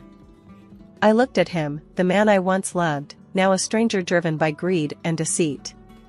"Sort this out? Alex, you made your intentions clear. You're not in this for me or for us. You're in this for the money." The room was thick with tension, the notary a silent observer to the drama unfolding before him. In that moment, the storm broke, the veil lifted, revealing the true colors of the people I had once called family. But as I stood there, facing the betrayal and the mountain of debt before me, I knew I wasn't alone. Mom's hand found mine, her grip firm and reassuring.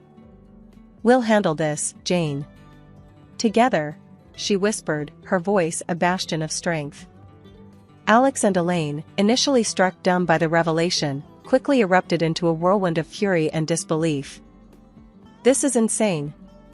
Alex bellowed, his face contorting with anger. "Are you seriously telling me this pile of papers is for real? Show them again, this can't be happening." The notary, a pillar of calm amidst the storm, methodically laid out the documents once more. Each line, each number, was a testament to a reality they couldn't escape. Elaine, her composure shattered, turned her venom towards me. "You knew, didn't you? You and your mother planned this. You're trying to drown us in your family's mess." That's when Mom stood up. Her presence filled the room, a quiet force amidst the chaos. "Enough," she said, her voice cutting through the noise like a blade. "My husband had his faults, his vices. The gambling, the debts, they were his burden. And now, according to the law, they are shared by Jane and Alex. Elaine's face was a mask of rage, her earlier facade of kindness nowhere to be seen. We're not paying for someone else's mistakes. We won't let this happen. Cornered and desperate, Alex played his final, desperate card. If that's how it's going to be, then fine. I want a divorce. And in that agreement, we'll make it crystal clear, neither of us gets anything from the other. No claims, no money, no property. Nothing. His words, meant to intimidate, only fueled my newfound resolve. A divorce? That's the best idea you've had in a long time, Alex. Let's make it official. You walk away empty-handed. No ties, no debts, no nothing. The agreement was drafted with clinical precision, a clear, unambiguous document that severed the ties that once bound us. We signed it, each stroke of the pen marking the end of a chapter, the end of a farce disguised as a marriage. After signing the divorce papers, the heavy door of the notary's office closed behind us with a thud that felt final. The crisp air outside did little to clear the heaviness that hung over me. Alex and Elaine, their masks of pretense thoroughly discarded now, couldn't contain their contempt. Well, Jane, looks like you're stuck with the short end of the stick. $500,000 in debt. That's quite a hole you're in, Alex sneered, his voice dripping with disdain. Elaine's laugh was cold, void of any warmth she once feigned. You really thought you could outsmart us? Enjoy paying off your father's mess. Just then, Mom stepped forward, her demeanor calm but with an undercurrent of steel. You two might want to hold off on your celebrations. You see, there's more to this story.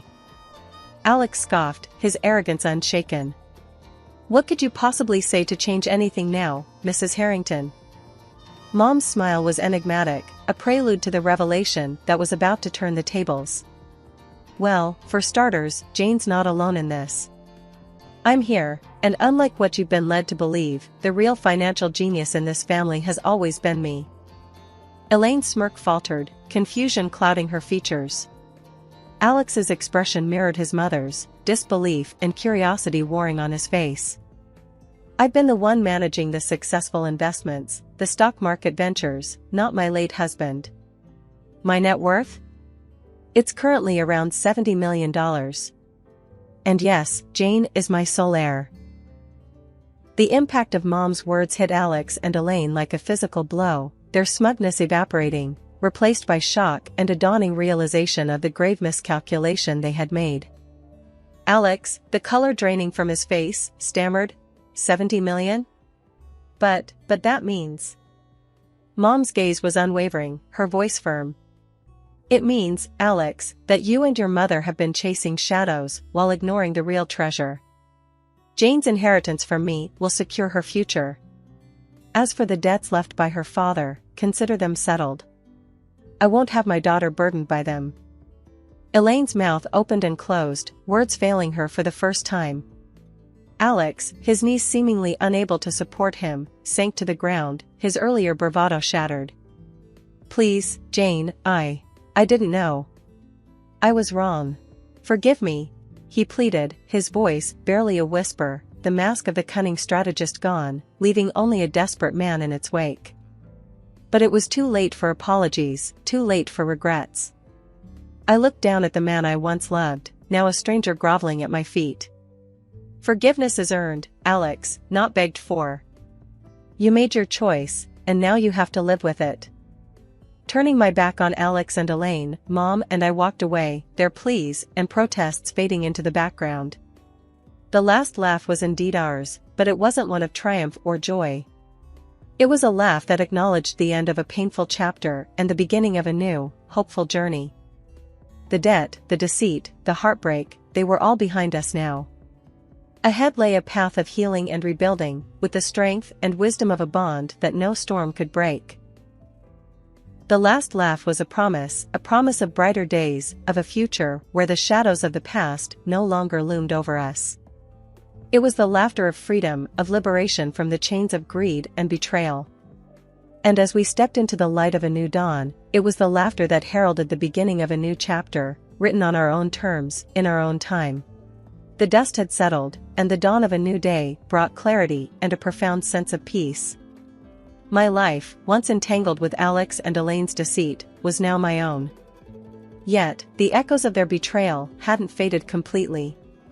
Alex, in a last-ditch effort to salvage what he had lost, showed up on my doorstep, his eyes hollow, his stance one of desperation. "Jane, please, you have to listen to me. I was wrong, terribly wrong. Can't we just start over, forget all that happened?" he pleaded, his voice a mix of regret and fear. I looked at him, the man I once thought I knew, and felt nothing but detachment. "Start over? After everything you did? Alex, you don't seem to understand. It's over. There's nothing left to say." Before he could respond, a sharp knock interrupted our standoff. Two men, faces stern and purposeful, stood at my doorstep. "Are you Jane Harper? We're here about the debts your husband accrued. He's been borrowing money, making some risky deals, and it's time to settle up." The news didn't shock me as much as it might have before. Alex's capacity for deception seemed boundless. But I was prepared. The pain and betrayal I had endured had forged a resilience I never knew I had. I invited them in, offering a seat but not comfort. "I understand this is a difficult situation, but I'm afraid you're knocking on the wrong door." Alex's face went pale, his eyes darting between me and the creditors, the reality of his situation sinking in. I calmly presented the divorce papers, the ink dry but the words echoing the finality of our severed ties. "As you can see, we're no longer connected legally. Any debts he incurred are his and his alone. We made it explicitly clear in our divorce agreement, no claims on each other's assets or debts." The creditors scanned the documents, their expressions turning from frustration to understanding. "Seems like you've got everything in order, ma'am. We're sorry to bother you. We'll take this up with Mr. Alex Harper directly." As they stood up to leave, Alex reached out, desperation clear in his voice. "Jane, please, you can't let them do this. I'm ruined without your help." I looked at him, a man drowning in the consequences of his own greed and deceit. "Alex, you made your choices. Now you have to live with them. It's time you faced your own storms." With the closing of the door, the chapter of Alex and Elaine finally ended, their presence in my life nothing more than a harsh lesson learned. The dawn of this new day wasn't just the rising of the sun.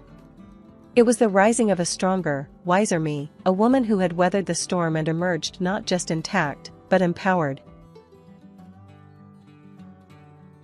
Managing a hotel wasn't just a job for me, it was my life. I'm Grace, and this hotel was my world until he walked in. He was impossible to miss, a young man in a suit that screamed money, his attention glued to an expensive phone. He checked in with a smile that could knock you off your feet.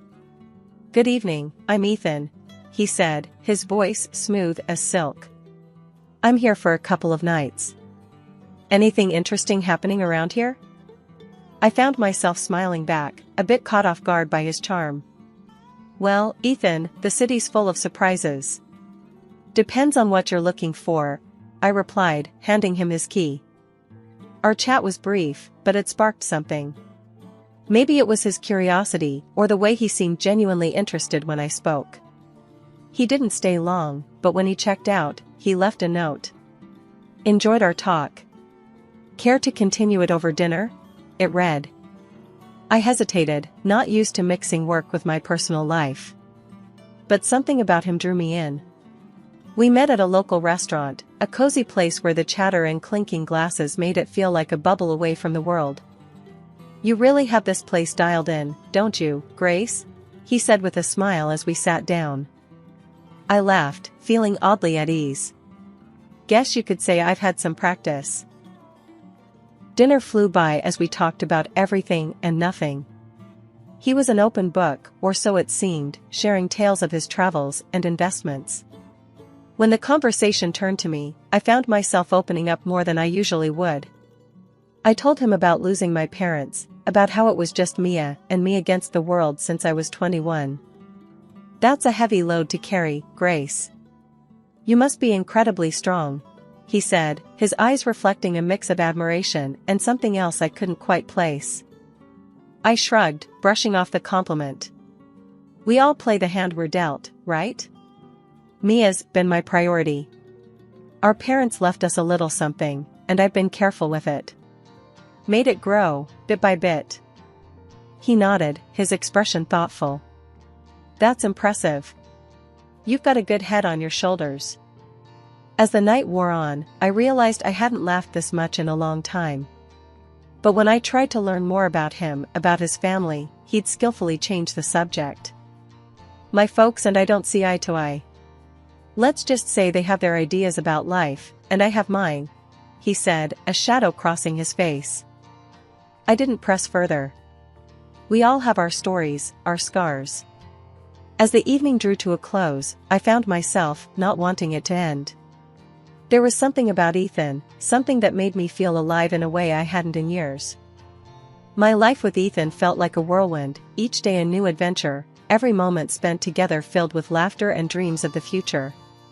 He had this way of making the ordinary seem extraordinary, turning simple dinners into unforgettable evenings. Ethan, I still can't believe how fast everything is moving, I said to him one evening as we sat in our favorite little cafe, the one with the dim lights and cozy corners. He reached across the table, taking my hand in his. Grace, when something feels right, why wait?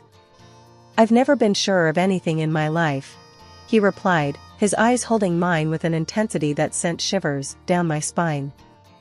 I know, it's just, everything's happening so fast. It's a lot to take in, I confessed, feeling a whirlpool of emotion swirling inside me. He squeezed my hand gently. I get it, but trust me, Grace. I'm here for the long haul. I want to build a life with you, a future. And I want to start by making our wedding day the most memorable day of our lives. The way he spoke about our wedding, with such passion and certainty, it was hard not to get caught up in his vision. He painted a picture of a day so lavish and beautiful it took my breath away. Imagine it, Grace. A ceremony that no one will forget, a celebration of our love. It's going to be perfect, he said, his voice filled with excitement. And the honeymoon? You mentioned something about the most expensive hotel in the world? I asked, a mix of curiosity and apprehension in my voice. His smile widened. Yes, it's all part of the plan. But I need you to trust me, to take this leap with me. Your savings for the wedding, my funds for the honeymoon and our future home. Together, we'll make this a reality. I hesitated, the practical part of me screaming caution. But looking into his eyes, full of love and promise, I found myself nodding. Okay, Ethan. Let's do it. Let's make this wedding a day to remember. As the weeks flew by, the wedding preparations became all-consuming. Ethan was a man of action, taking care of every detail, ensuring that our day would be nothing short of spectacular. And as I watched him, so full of life and determination, I couldn't help but fall even deeper in love.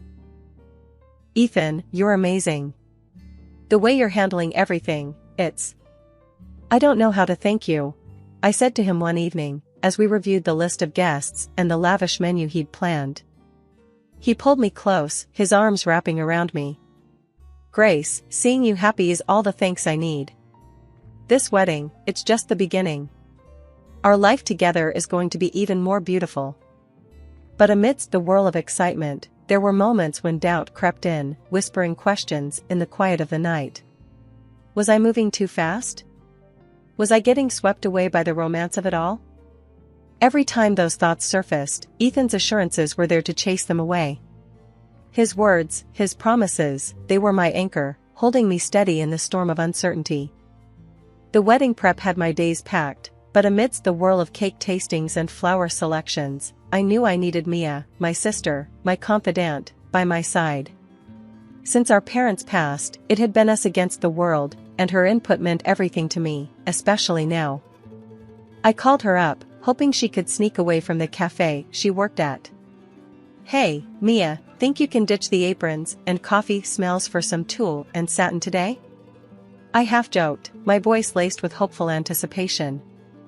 Mia's laughter came through the phone, light and familiar. For you, sis, I'll trade coffee stains for bridal trains any day. Give me an hour to wrap things up here, and I'm all yours. The bridal shop was a wonderland of white and ivory, dresses cascading like waterfalls of lace and silk. As I tried on gowns, Mia's presence was a calming force in the storm of satin and sequins. That one, Grace. It's like it was made for you, Mia said, her eyes lighting up as I stepped out of the dressing room in a gown that felt just right. I studied my reflection, the dress hugging every curve and cascading to the floor in a sea of soft fabric. You think? I feel. I don't know, like a real bride, I admitted, a smile creeping onto my lips. Mia's grin matched mine, but in a fleeting moment, I caught a shadow pass over her face, quick and troubling.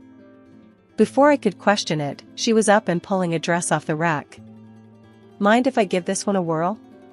Just for kicks, Mia said, holding up a stunning gown that caught the light with every movement. I laughed, the sound a mix of surprise and delight. Planning on eloping, are you? Or is there a mystery man you've been hiding from me? Mia's laugh, usually so carefree, held a note of something I couldn't quite place. Oh, Grace, you know me. Always a bridesmaid, never a bride. But a girl can dream, can't she? She quipped, though her gaze darted away, hiding something. The day rolled on, a blend of laughter and whispers of silk.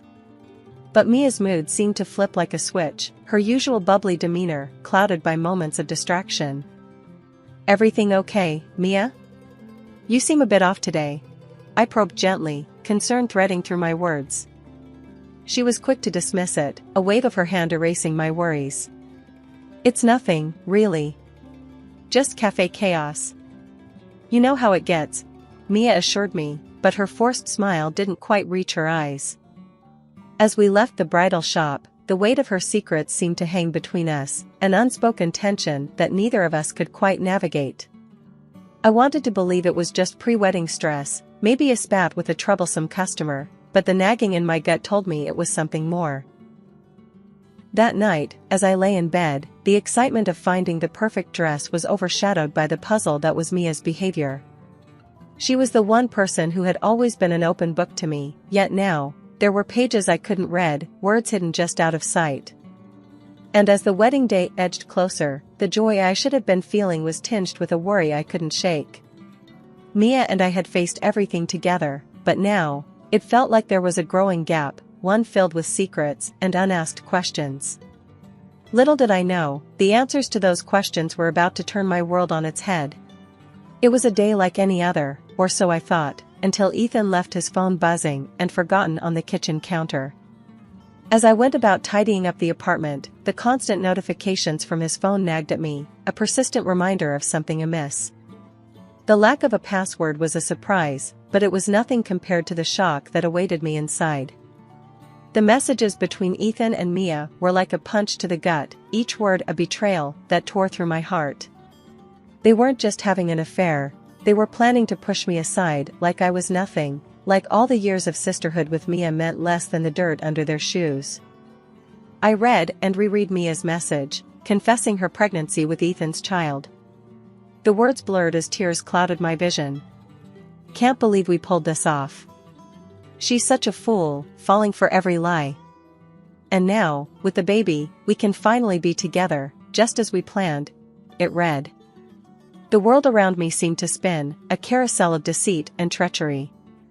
Ethan's reply was no better, declaring his love for Mia and his eagerness to see me humiliated, ousted from my own wedding. She's just a naive cash cow. Can't wait to get rid of her and start our real life together. This wedding will be perfect, thanks to her money, he wrote. I sat there, the phone heavy in my hand, a storm of emotions raging within me. Betrayal, anger, disbelief, they all fought for dominance, but above all, a cold determination began to take root. They thought they could use me, discard me like an old toy? I'd show them the price of underestimating Grace Anderson. When Ethan returned, his carefree demeanor was like a slap in the face. "Hey, babe, did I miss any important calls?"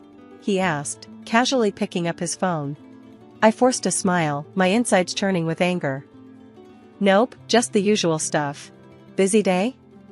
I replied, my voice steady despite the turmoil within. He flashed that charming smile, the one I now knew was nothing but a mask. "As always. But nothing's more important than coming back to you," he said, leaning in for a kiss I had to force myself not to recoil from.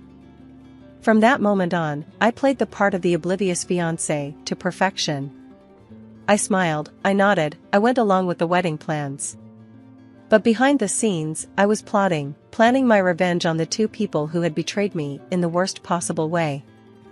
Each passing day was a test of my will, a balancing act between the role I had to play and the fury that burned within. But I wouldn't let them see me break. I'd bide my time, and when the moment was right, they'd learn the true cost of their treachery. And as I lay in bed each night, the image of Ethan and Mia's deceitful faces etched into my mind, I made a silent vow. They would pay for what they'd done, and their twisted game would be their undoing. I was no longer just the jilted fiancé, I was the architect of their downfall, and my revenge would be meticulous, calculated, and oh so sweet. The days leading up to the wedding felt surreal. On the surface, everything was perfect, the flowers, the guest list, the dress. But beneath the facade of perfection was a storm brewing, a tempest of anger and betrayal that I held tightly within. Ethan was his usual self, all smiles and affection, blissfully unaware of the storm he was about to sail into. "Grace, everything's coming together so beautifully.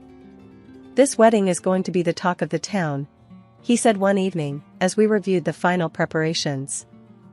I nodded, my smile practiced and polished.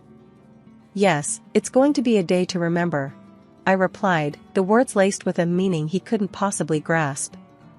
Mia was harder to face. The sister I had loved and protected was now a stranger, her every word and gesture a reminder of her betrayal. Yet, I kept my mask firmly in place, the mask of the loving sister, blissfully ignorant of the knife she had planted in my back. "Grace, you're handling everything so well. I don't know how you do it," Mia said one day, as we finalized the seating arrangements. I looked at her, the sister I thought I knew, and forced a laugh. "Oh, Mia, you know me. Always had a knack for organizing chaos," I said, the irony of the statement not lost on me.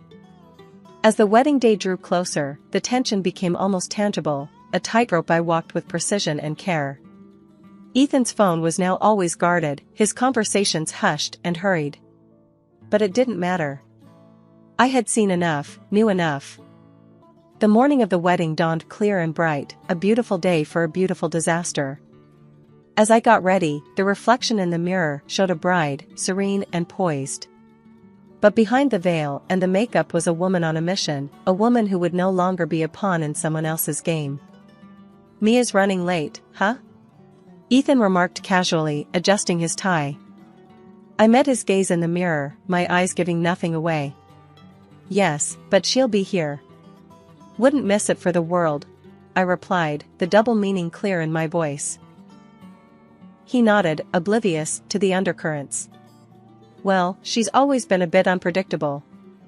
But today's about us, Grace. Our new beginning." I turned to face him, my smile a masterpiece of composure. "Yes, Ethan. A new beginning indeed," I said, my heart steeling itself for what was about to come. And as I walked down the aisle, the eyes of friends and family on me, I knew that this was it. The calm before the storm was over, and the reckoning was about to begin. The vows were waiting, the guests were watching, and the stage was set. It was time for the truth to come crashing down, and for the real show to begin. Standing next to Ethan in front of the priest, my heart was a mix of hope and trepidation. The words of the vows hovered in the air, a promise of forever that was about to be shattered in the most brutal way. The guests, unaware of the storm about to break, watched us with smiles and teary eyes. But then, the unimaginable happened. Mia, dressed in a bridal gown that mirrored my own, stormed down the aisle. Her eyes locked on mine, not with sisterly love, but with a cold determination that chilled me to the bone. "Move aside, Grace. I'm the one who deserves to be here. Ethan loves me, and this child I'm carrying is his," Mia declared, her voice cutting through the stunned silence. The room erupted into whispers and gasps, the guests turning to each other in confusion and disbelief. Ethan, rather than showing any sign of shock or remorse, let out a hearty laugh, his true colors shining through the polished facade. "Well said, Mia. Grace, you've been a good host, but this is where your part ends. Why don't you join the audience? This is Mia's moment now," Ethan jeered, his words dripping with mockery and contempt. The audacity of their betrayal, so public and so cruel, sent a shockwave through the crowd.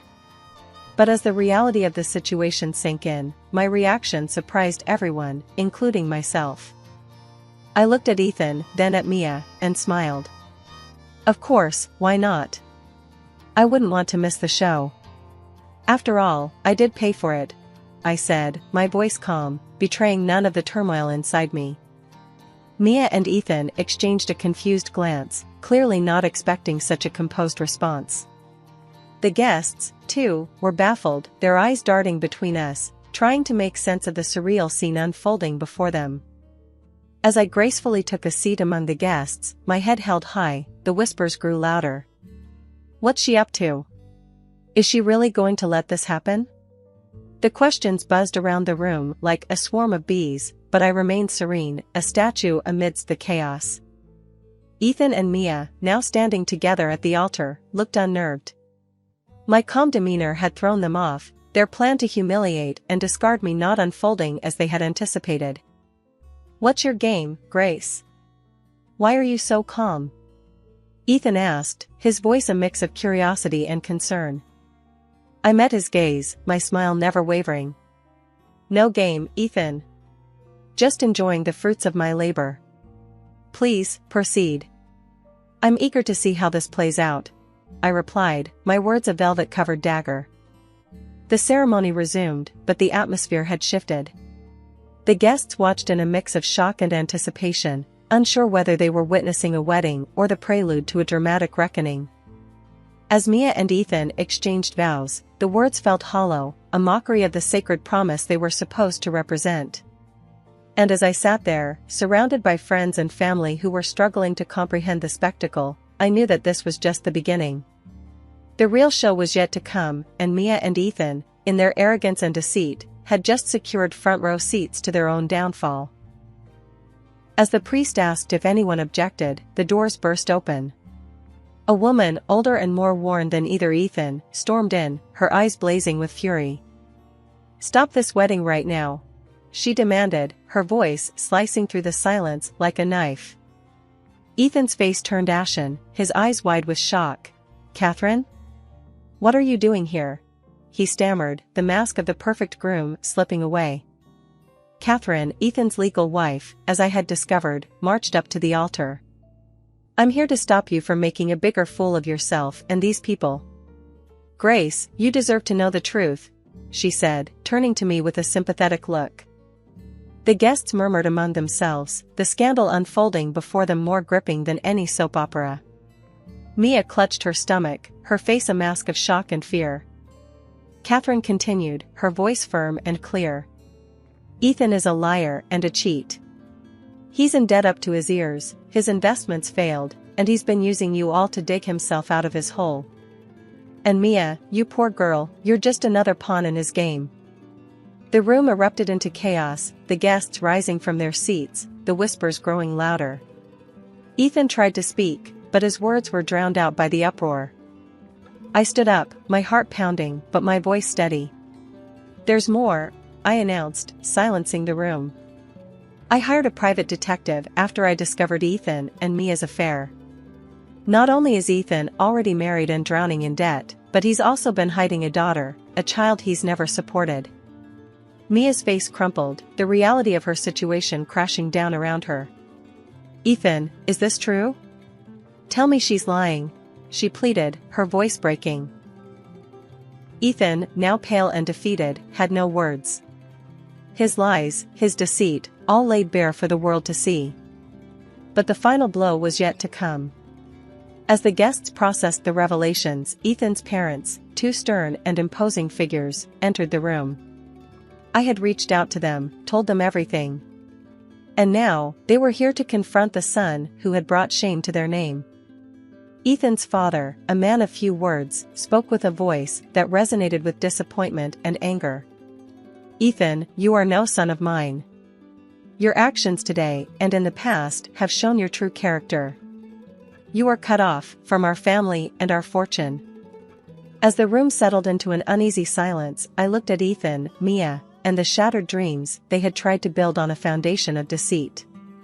The pain of betrayal still throbbed in my heart, but standing there, amidst the ruins of what was meant to be my happiest day, I knew that this was not the end of my story. In the aftermath, I found myself in the cold halls of justice, seeking reparation for the damage Ethan had caused. The courtroom felt like another world, a place where the pain and humiliation I had endured were translated into legal jargon and paperwork. "Ethan, you've not only broken a promise, but you've also shattered trust and exploited generosity. You owe me more than just an apology. You owe me compensation for turning my life upside down," I stated firmly, my voice echoing in the quiet courtroom. The judge's gavel sounded like thunder in the tense silence. "The court finds in favor of the plaintiff. The defendant is hereby ordered to pay $50,000 in damages for the distress and financial loss caused," he declared, his words a balm to my wounded spirit. As I walked out of the courtroom, the burden of the past months felt lighter. Justice had been served, but the road to healing was just beginning. Ethan's troubles didn't end with me. Catherine, his legal wife, fueled by hurt and fury, launched her own legal battle, demanding compensation for his infidelity and neglect of their child. The once suave and confident man was now entangled in a web of his own making, his lies and deceit finally catching up to him. Mia, my sister, the person I had trusted and loved more than anyone, found herself alone and abandoned. Ethan had fled the city, leaving her to face the consequences of their actions. She was pregnant and scared, a far cry from the carefree and happy girl she once was. "Grace, I know I don't have the right to ask for your forgiveness. But I'm lost, and I don't know what to do," Mia pleaded one day, her eyes filled with tears. I looked at her, the sister I once would have done anything for. "Mia, you were my family, my blood. But what you did, it's not something I can just forget or forgive. You chose your path, and now you have to walk it, just like I'm walking mine." The distance between us was more than just physical. It was a chasm filled with betrayal and hurt, too wide and too deep to ever bridge again. Life moved on, but the scars of those tumultuous months remained. I focused on rebuilding my life, on finding peace in the simple things. I had loved and lost, trusted and been betrayed, but through it all, I had survived. And as I looked back on everything that had happened, I realized that the most important journey was the one I was taking within myself. A journey of healing, of rediscovering my strength, and of learning to trust and love again. Call me Mary. I remember walking into that party, feeling like a complete mess. It was just a couple of weeks after Jason, my then boyfriend, decided he had had enough of us. "It's not you, it's me," he said, the same old tired line. So there I was, drowning my sorrows in a glass of cheap wine, surrounded by couples looking all happy and in love at our friends' get-together. I felt out of place, like a sore thumb sticking out in a sea of bliss. Enter Alex. I hadn't noticed him until he was right beside me, his sudden appearance pulling me out of my gloomy thoughts. "Looked like you could use some company," he said, his voice smooth, with a hint of something I couldn't quite place. I remember looking up, ready to give him a piece of my mind, but the words died on my lips. There was something disarmingly honest in his gaze that made me pause. "Company, or a distraction?" I retorted, my tone sharper than I intended. I was in no mood for small talk or flirting. "Whichever you need more," he shot back with a grin that was both infuriating and charming at the same time. It was the first time in weeks that I found myself genuinely smiling, despite my best efforts to stay miserable. We spent the rest of the evening talking about everything and nothing. Alex had a way of making the mundane interesting and the heavy stuff seem lighter. He didn't pry into why I was upset, nor did he offer any unsolicited advice. He just was there, making me laugh and forget about the heartache, if only for a few hours. As the party winded down, he offered to walk me home. "It's late, and the streets aren't exactly friendly at this hour," he said, a note of concern in his voice that felt comforting. I hesitated for a moment, my mind screaming at me that it was a bad idea to walk alone with a guy I had just met. But then, looking into his eyes, I felt an inexplicable trust. "All right, but if you try anything funny, I swear I'll scream," I warned him, half joking, but also dead serious. Alex threw his head back and laughed, a sound that was unexpectedly delightful. "Fair enough. I promise to be the perfect gentleman," he said, offering me his arm in an exaggeratedly gallant gesture. That walk home was the beginning of everything. We talked about our jobs, our families, our dreams, and our disappointments. Alex worked in IT, a geek at heart with a passion for old-school video games and a knack for fixing just about anything. I told him about my job in marketing, how I loved the creativity it allowed me, but hated the office politics. By the time we reached my apartment, I didn't want the night to end. There was something about Alex that felt right, like a puzzle piece I didn't know I was missing. "Thanks for tonight. I needed it more than I thought," I admitted, feeling a twinge of vulnerability. "Anytime," Alex said, his voice soft. "And hey, if you ever need a partner in crime or just someone to vent to, you know where to find me." And I did. In the days and weeks that followed, Alex and I grew closer. Our initial banter turned into deep conversations, and the more I got to know him, the more I liked him. He was caring and attentive, always there when I needed a shoulder to lean on or a laugh to brighten my day. It wasn't long before our friendship blossomed into something more. Looking back, I can hardly believe how quickly things progressed. But with Alex, everything felt easy, natural. It was as if we were meant to find each other that night, to heal each other's wounds and build something new together. The day he asked me to be his girlfriend, he did so with a clumsiness that was utterly endearing. "So, I've been thinking, which is always a dangerous thing," he started, scratching the back of his neck nervously. "But I really like you, more than I've liked anyone in a long time. And I was hoping, maybe, you'd feel the same way?"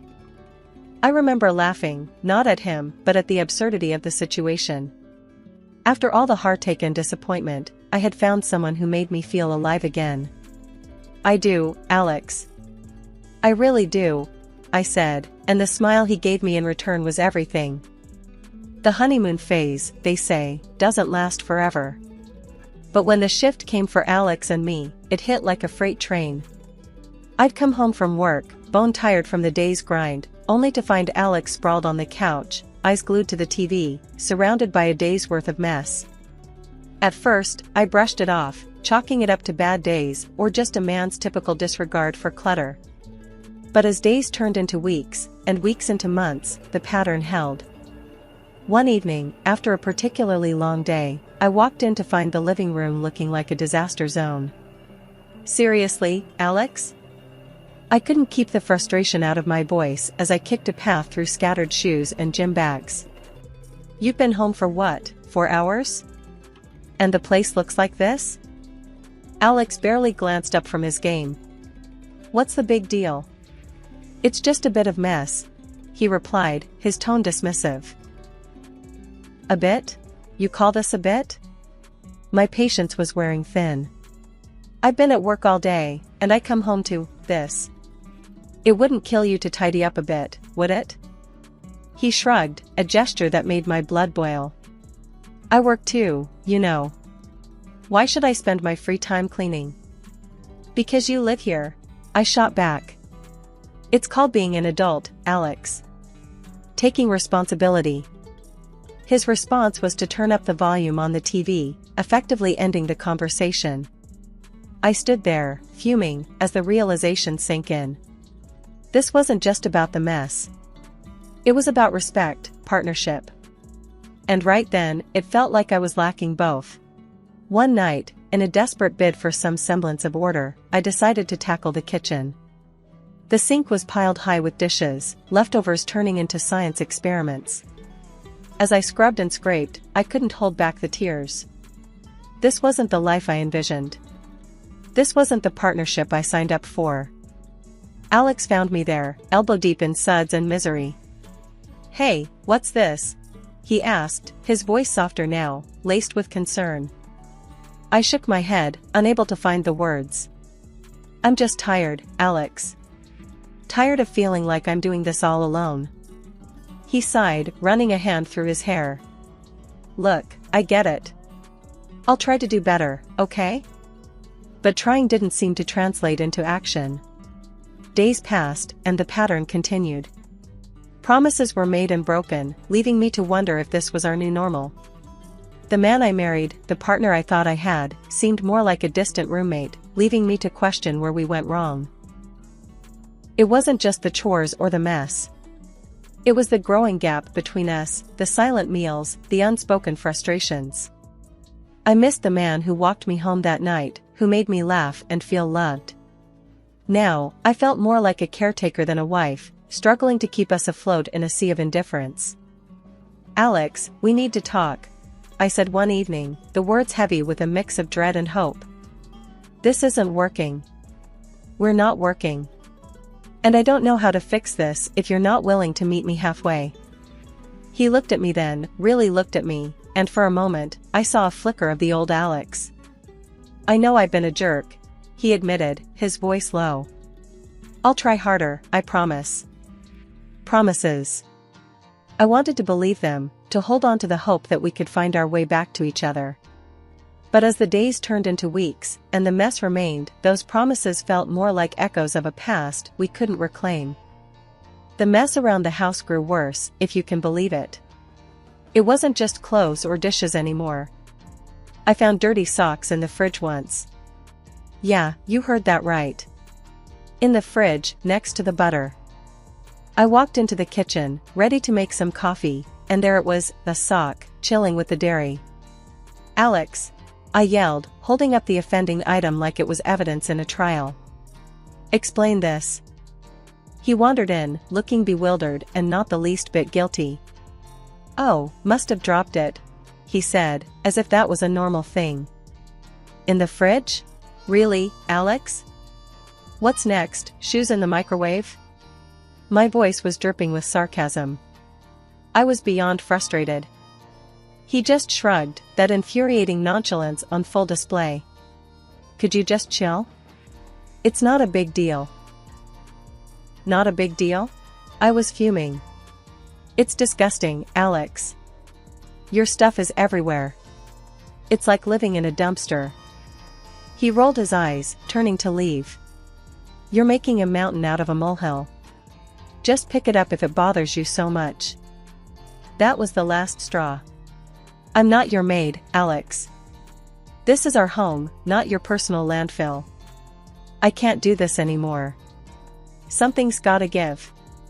We glared at each other, the tension thick. It was clear we were at an impasse. I thought of reaching out to his mom, hoping maybe she could knock some sense into him. Desperate times called for desperate measures, after all. So, I called her.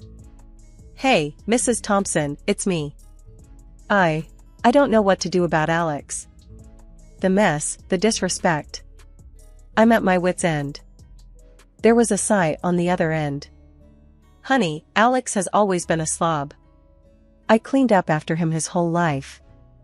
I thought he'd change for you." Her words were like a punch to the gut.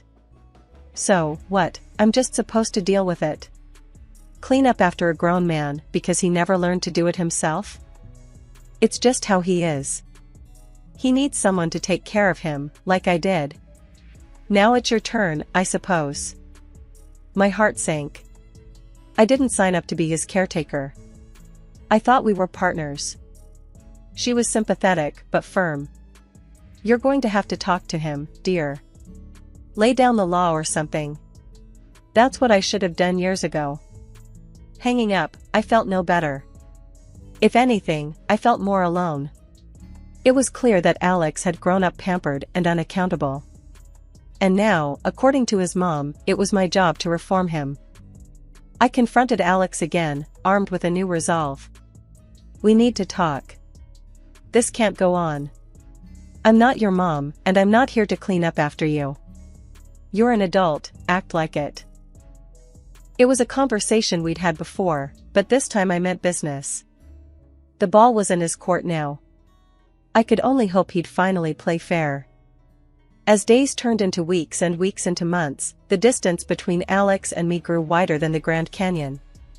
Our home felt more like a battleground than a haven. The love and laughter that once filled our space were replaced by silence and tension so thick, you could cut it with a knife.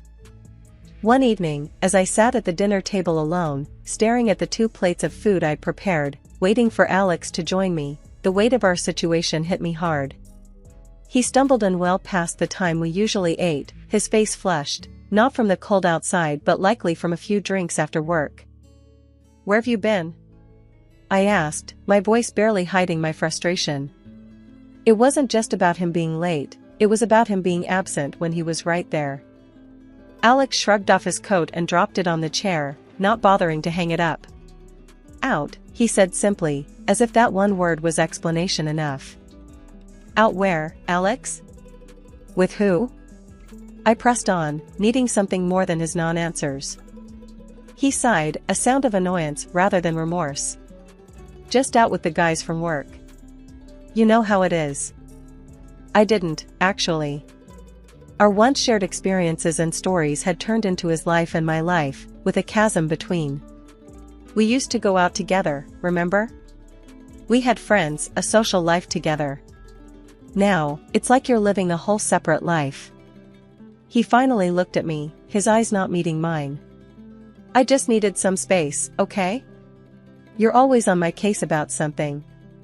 The cleaning, the dishes, being home on time.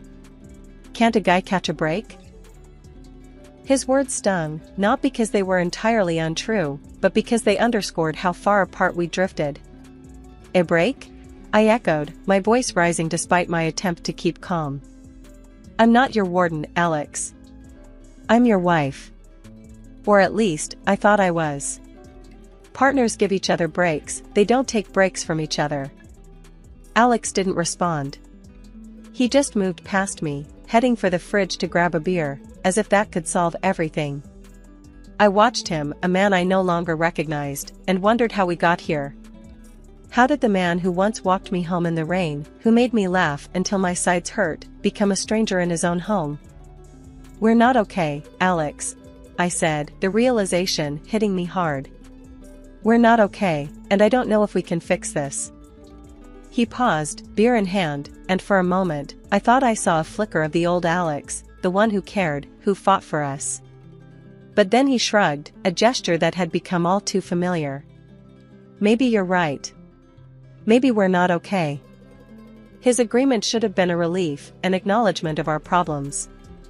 But instead, it felt like a door closing, a silent confirmation that we were too far gone to find our way back to each other.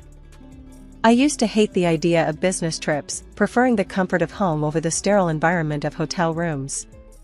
But as the rift between Alex and me widened, those trips became my sanctuary. Escaping the constant tension and the cold silence that had settled over our house was a relief. I'd brace myself every time I returned, expecting to walk into the aftermath of a tornado. Surprisingly, each time I came back, the house was spotless, which was the last thing I expected given Alex's usual disregard for cleanliness. The first couple of times, I was genuinely pleased, thinking maybe Alex had finally decided to pull his weight around the house. "Did you clean up all this?" I asked, unable to hide my shock and a flicker of hope that maybe, just maybe, we could turn a new leaf. Alex just shrugged, an all too familiar, nonchalant gesture that irked me. "Yeah, figured it's the least I could do," he said, but his tone was off, too casual, like he was brushing off more than my question. Something didn't sit right with me, but I pushed it aside, grateful for the clean space, but unsettled by the sudden change.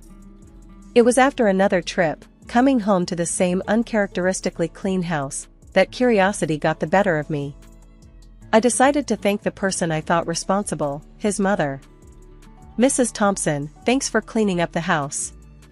"I didn't expect it, but it was a lovely surprise," I said, hoping to convey my genuine appreciation. Her confusion was a slap in the face. "Clean your house?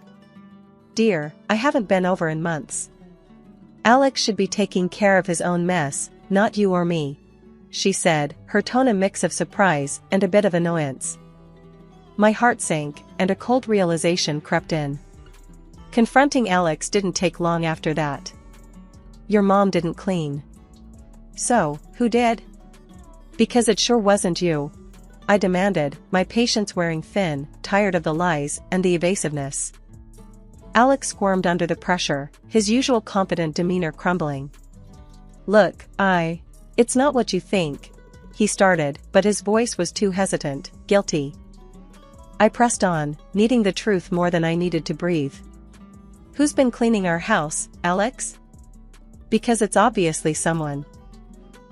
The admission came too quietly, laced with shame. "It's someone I know, she's been helping out while you're away," Alex confessed, finally meeting my gaze, but all I saw was betrayal. "A someone you know? You mean a mistress? You're cheating on me, and her token of affection is cleaning our house?"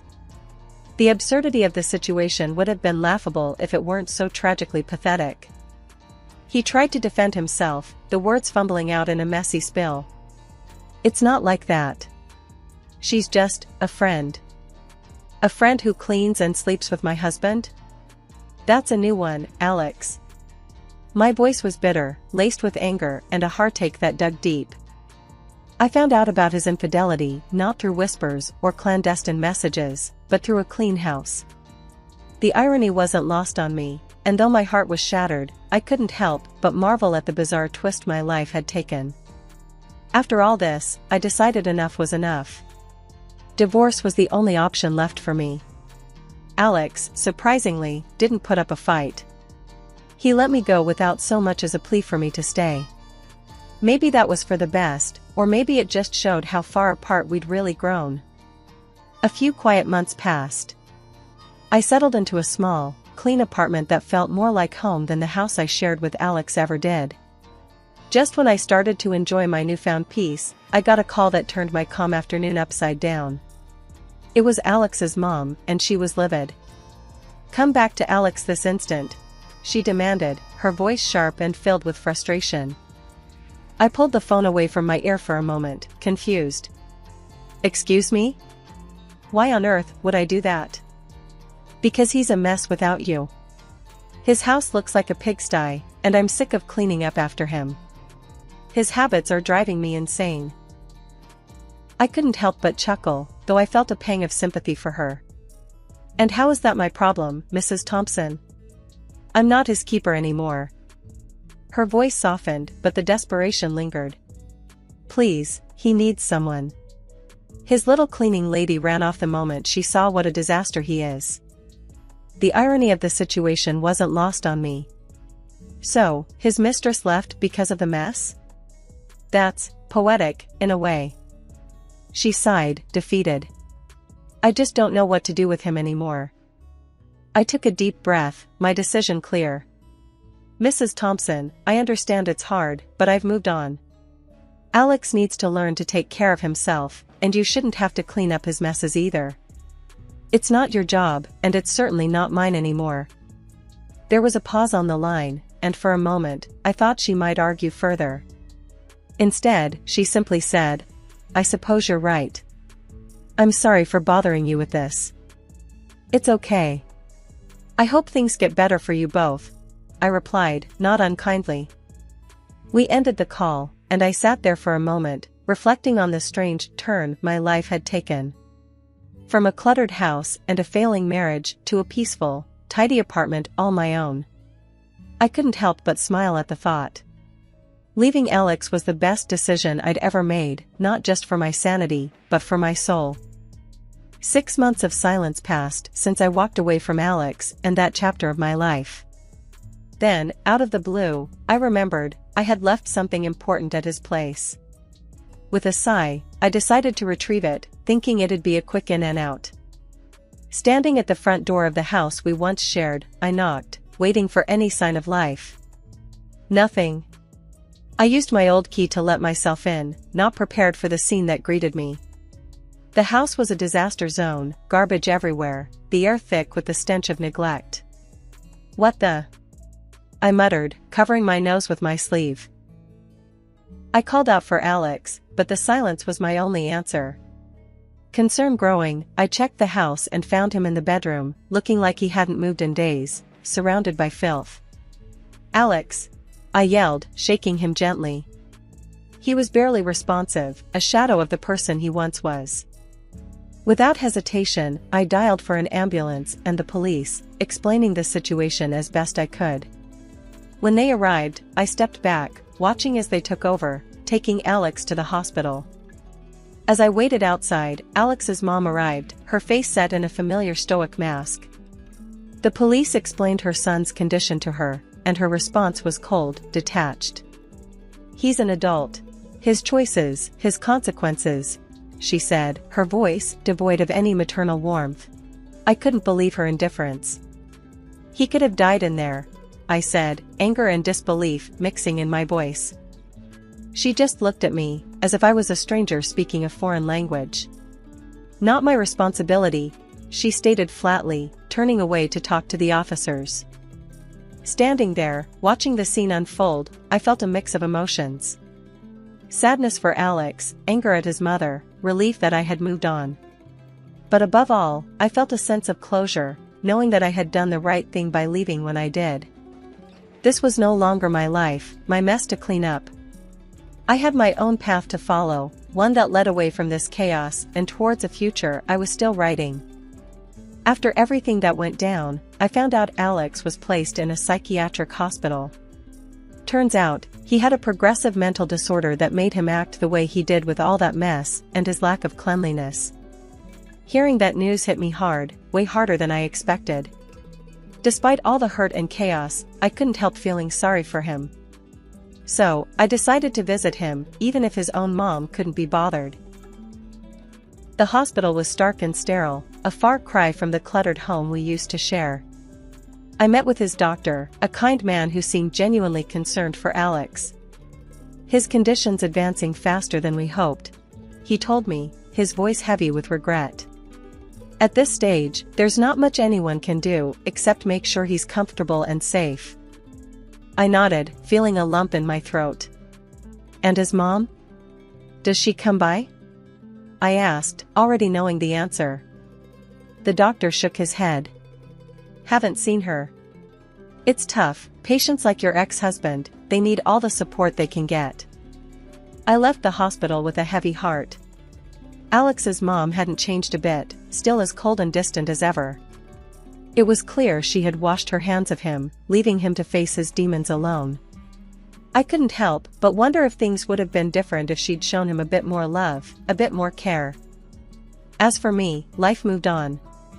I found peace in my little apartment, a place I could call my own without any reminders of the past. I started anew, building a life that was entirely mine, free from the shadows of what used to be. My visits to Alex became less frequent, not because I didn't care, but because I realized it was time for me to let go and heal. I often thought about Alex, hoping he found some semblance of peace in his own mind. As for his mother, well, I hoped one day she'd realize the mistake she made in abandoning her son when he needed her the most. But that was a journey she had to make on her own.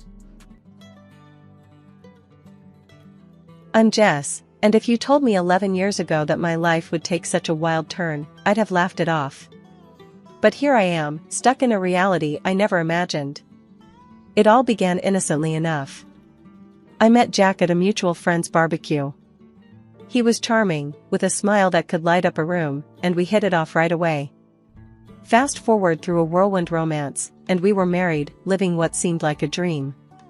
A year into our marriage, our son Max came into the world, making our little family feel complete. Life got real tough when Max started getting sick all the time. My job was on the line, but my boss, Mr. Harris, he was a lifesaver. Jess, you're a rock star at work, and we can't lose you. How about you work from home? Keep an eye on the little guy and keep the ball rolling here," he suggested. And just like that, my living room turned into my new office. Juggling work calls, Max's needs, and household chores became my new norm. But that's where the fairy tale ended and real life began. As I became this superwoman handling it all, something in Jack changed. The man who used to help around the house, who used to play with Max for hours, began to change. It was like he resented me for being at home, even though it was for our son. He'd walk in from work, not even a hello before he'd slump on the couch, eyes glued to his phone. "Jack, could you help Max with his homework?" I'd ask after a long day of balancing spreadsheets and laundry. "I'm beat, Jess. You handle it. You're home all day, aren't you?" he'd reply, not even looking up. His words stung, but I bit my tongue. I didn't want to fight in front of Max, who was becoming more perceptive each day. But it wasn't just me. His attitude towards Max shifted too. Gone were the days of patient father-son chats. Now, it was all short, snappy comments. "Max, quit being a baby. Man up." Jack would snap when Max struggled with something. I tried to talk to Jack about it, to understand what was eating at him. But every attempt just bounced off him like he was made of stone. "Jack, we need to talk. This isn't working," I said one evening when Max was at a sleepover. "Here we go again. Nag, nag, nag. You know, maybe if you weren't so busy playing the perfect housewife, you'd see I'm dealing with real stress at work," he retorted, his words laced with a bitterness that took me aback. "But we're supposed to be a team, Jack. It's us against the problem, not us against each other," I shot back, my patience wearing thin. "Save it, Jess. I've got enough on my plate without home becoming another battlefield," he said, dismissing the conversation with a wave of his hand before storming out. I stood there, in the silence of our living room, feeling more alone than ever. It was like living with a stranger, a man who wore the same face as my husband but carried none of his warmth, none of his love. The shift in Jack's behavior didn't just come out of the blue. It crept in slowly, like a shadow growing longer as the sun sets, until one day, the room was dark. About 3 years back, that's when the late nights started becoming more frequent. Each time Jack walked through the door past midnight, his excuses were as thin as paper. It was a Tuesday, I remember, because Max had just won his soccer game, and we were waiting to celebrate with Jack. But as usual, the chair at the head of the table remained empty. Max's eyes kept darting to the clock, then to the door, and finally, settling on me with a mix of disappointment and confusion. I plastered a smile on my face, trying to keep the mood light. "Your dad's really swamped at work, honey. But he's so proud of you, you know that, right?" I reassured Max, but the words felt hollow even to me. It wasn't until much later that Jack decided to grace us with his presence.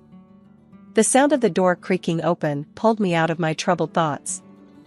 I was sitting at the kitchen table, the remains of a celebration that never was laid out in front of me.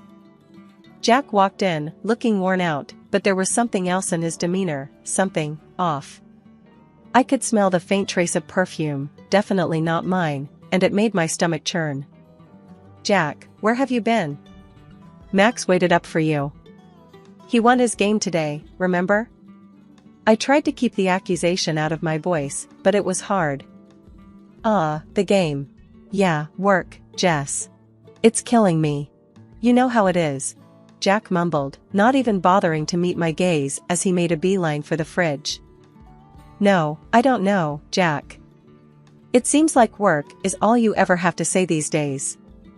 And what's that smell? Since when do your colleagues wear such strong perfume?" I pushed, the words spilling out before I could stop them. Jack's head snapped up, his eyes narrowing. "What are you implying, Jess? That I'm cheating on you? That's rich, coming from someone who's holed up here all day." The accusation stung, and I felt my face flush with anger. "I'm here taking care of our son, our home, while you're out there doing God knows what. And it's not just the perfume, Jack. I found a strand of black hair on your jacket. Last time I checked, my hair was blonde. Jack let out a scoff, his ego inflating like a balloon. Oh, please, Jess. You're being paranoid. You think just because I come home smelling like someone else's perfume, I'm having an affair? Maybe you're just jealous. Maybe you still want me, huh? I was taken aback by his mockery. It wasn't like him. The Jack I knew would have reassured me, would have laughed it off and made me feel like a fool for even doubting. But this man, this stranger in my kitchen, he was egging me on, almost enjoying it. You think this is funny, Jack? Our marriage is hanging by a thread, and you're standing there making jokes? What happened to you? My voice broke, the frustration and hurt I'd been bottling up finally spilling over. Jack shrugged, his expression cold and detached. Maybe I've just had enough, Jess. Enough of this domestic bliss you keep trying to shove down my throat.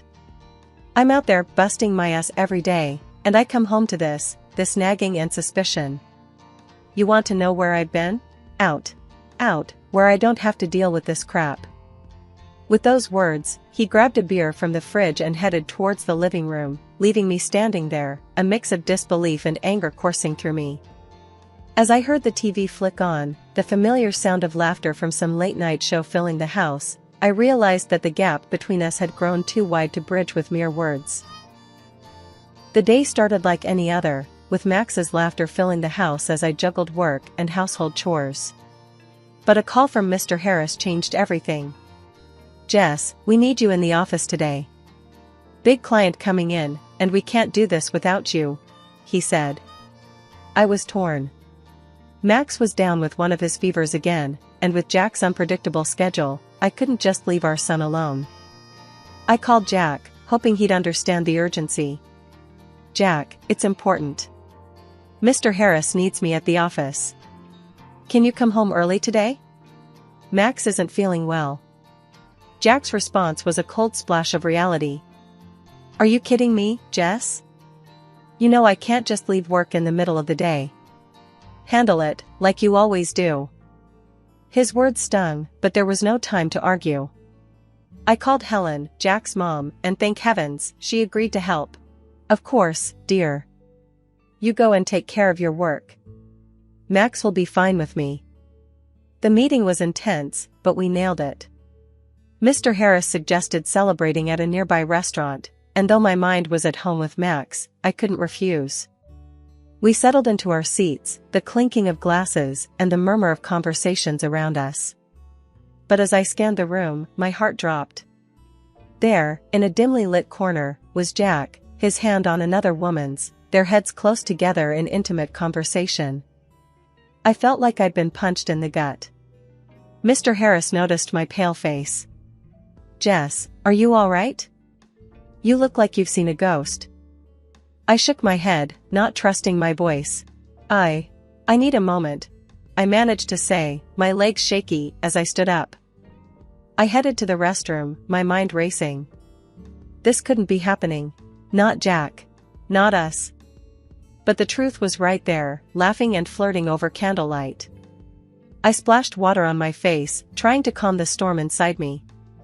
As I looked in the mirror, a fierce determination replaced the shock. I wouldn't let this slide. Not this time. Back at the table, I apologized to Mr. Harris and the clients.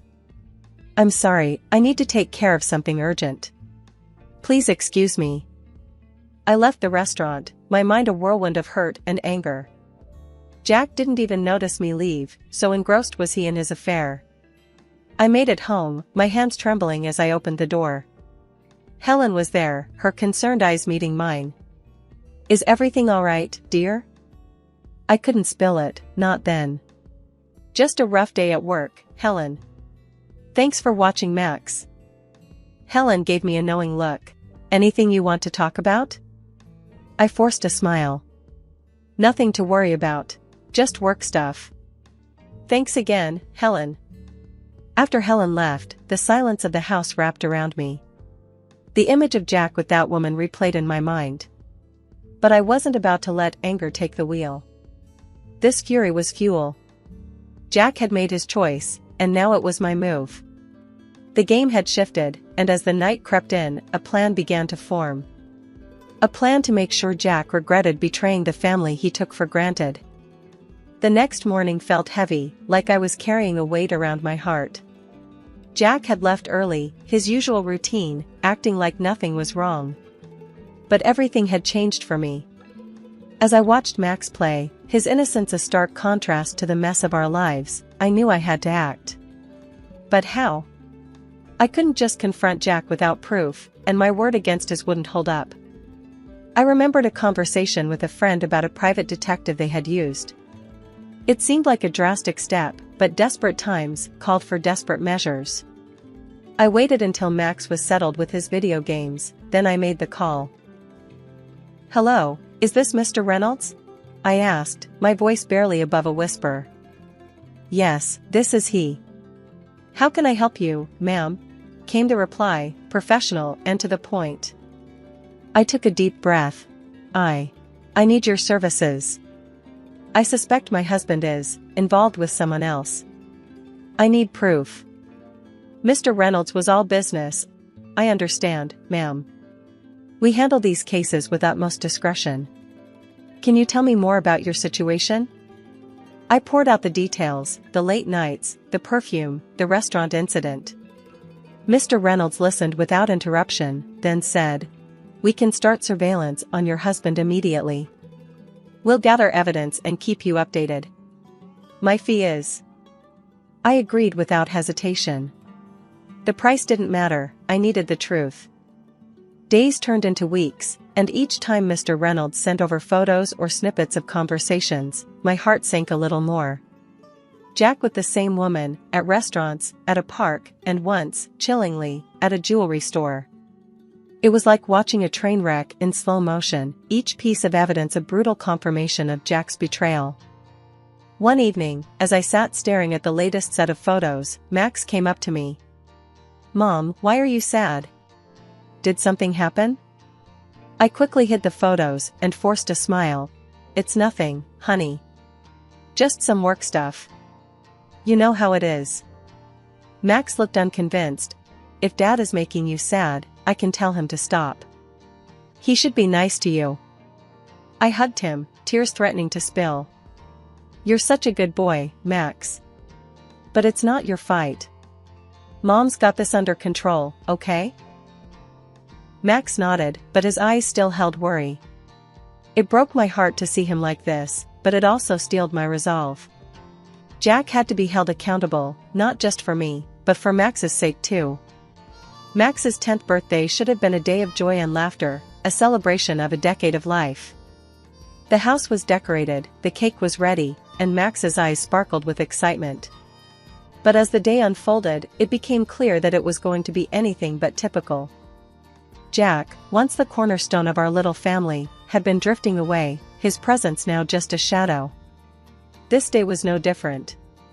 "Jess, work slammed. I can't make it," he said over the phone, his voice as cold as the winter wind. I watched from the window as he drove off, leaving a cloud of dust and a heavy heart behind. Helen and George, Jack's folks, did their best to fill the void, their faces a mix of concern and disappointment. The party was in full swing, the sound of children's laughter a bittersweet melody.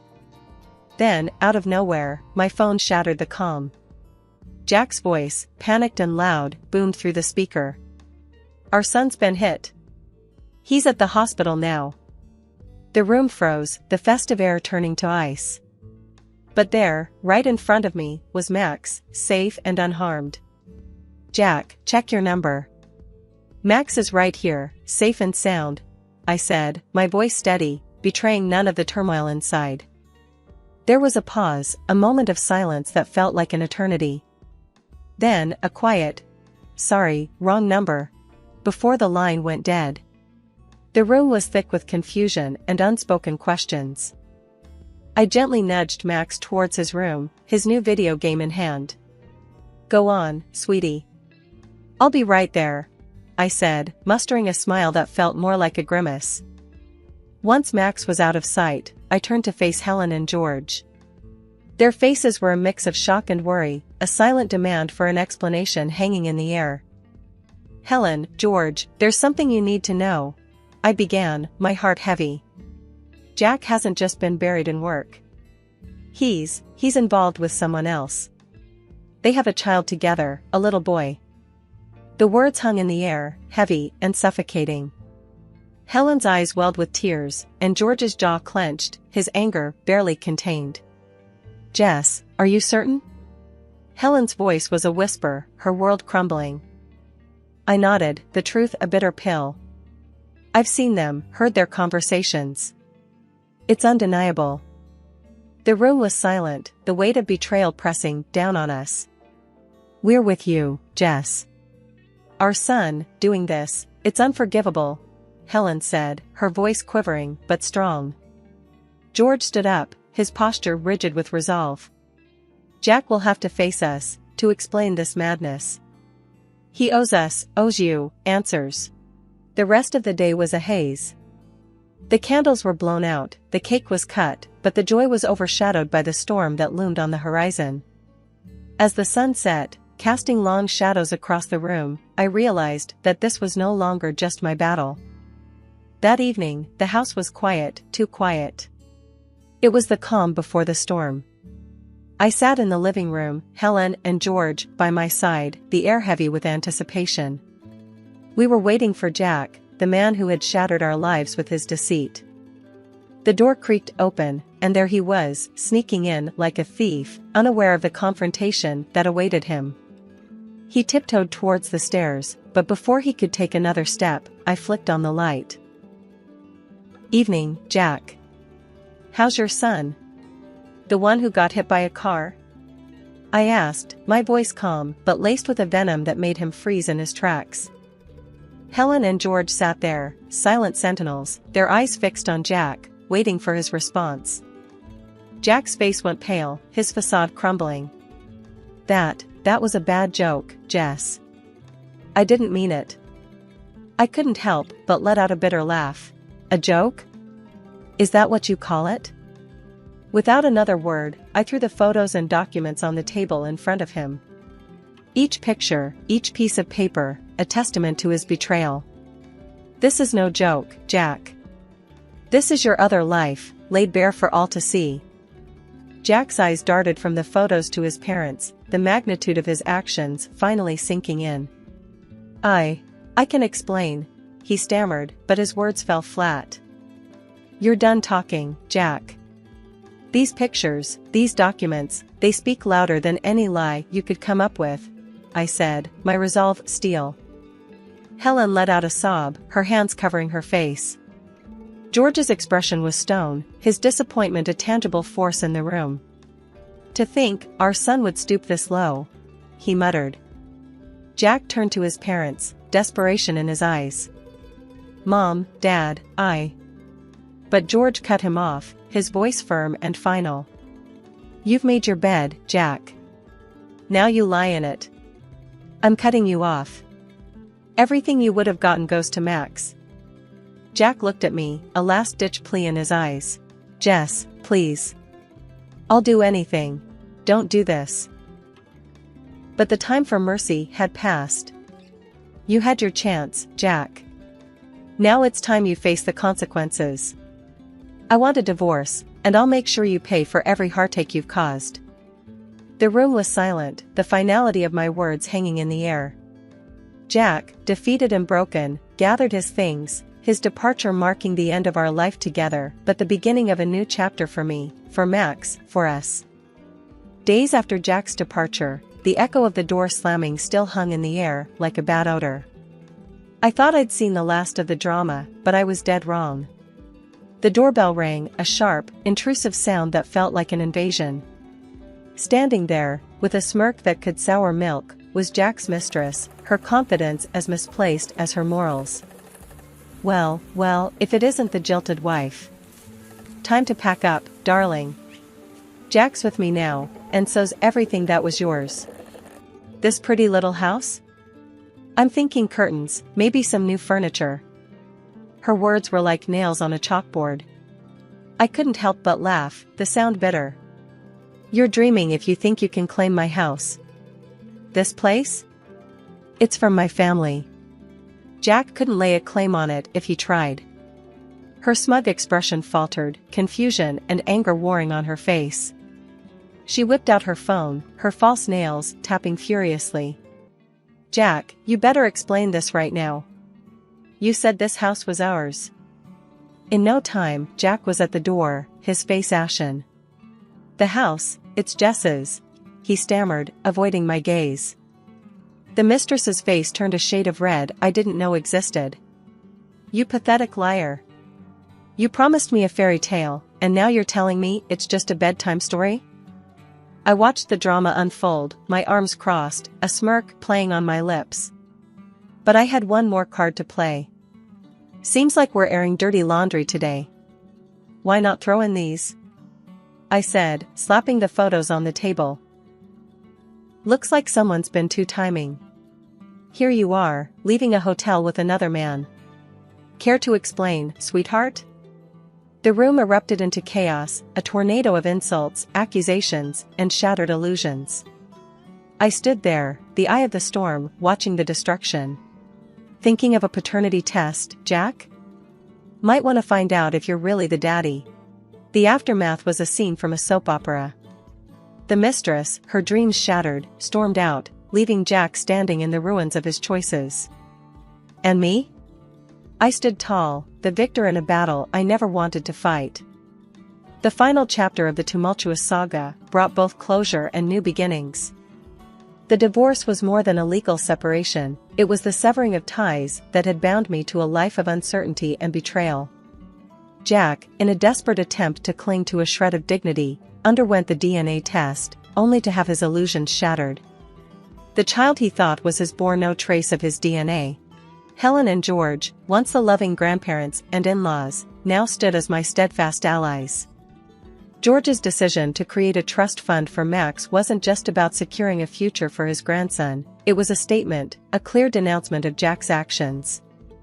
This boy's future won't be clouded by his father's shadow, George had said, his voice heavy with a mix of anger and resolve. The house, once filled with laughter, then whispers of betrayal, was now a sanctuary of peace. It was during one of these quiet evenings that Mr. Harris, or Tom as he insisted, visited. His presence had always been a source of comfort, but this time, there was a different energy about him. Jess, I hope it's okay, me dropping by like this, Tom began, his hands slightly fidgeting, a contrast to his usual composed demeanor. I offered him a smile, the familiarity of his presence a welcome comfort. Of course, Tom. It's always good to see you. He hesitated for a moment, then took a deep breath. Jess, I've been doing a lot of thinking, especially after everything that's happened. I've seen you handle life's curveballs with such grace and strength. It made me realize something I should have acknowledged a long time ago. The air felt heavy, charged with unspoken words and emotions. Tom, what are you trying to say? His gaze met mine, earnest and unwavering. I love you, Jess. Not just as the brilliant colleague you are, not just as the friend who's been by my side. I love you for the incredible woman you are, for the strength you embody. I want to be there for you, for Max, if you'll let me. The confession, honest and raw, stirred something within me. A mix of surprise, fear, and a flicker of hope. Tom, this is a lot to take in. I appreciate your feelings, truly. But I need time to process, to understand what this means for me, for Max, for us. Tom nodded, understanding etching his features. Take all the time you need, Jess. I'm not going anywhere. I just wanted you to know how I feel, to understand that whatever the future holds, I'm here. As he left, the silence of the house enveloped me. The words we'd exchanged echoed in my mind, a gentle yet profound reminder that life still had surprises in store, that maybe, the end of one chapter was simply the beginning of another.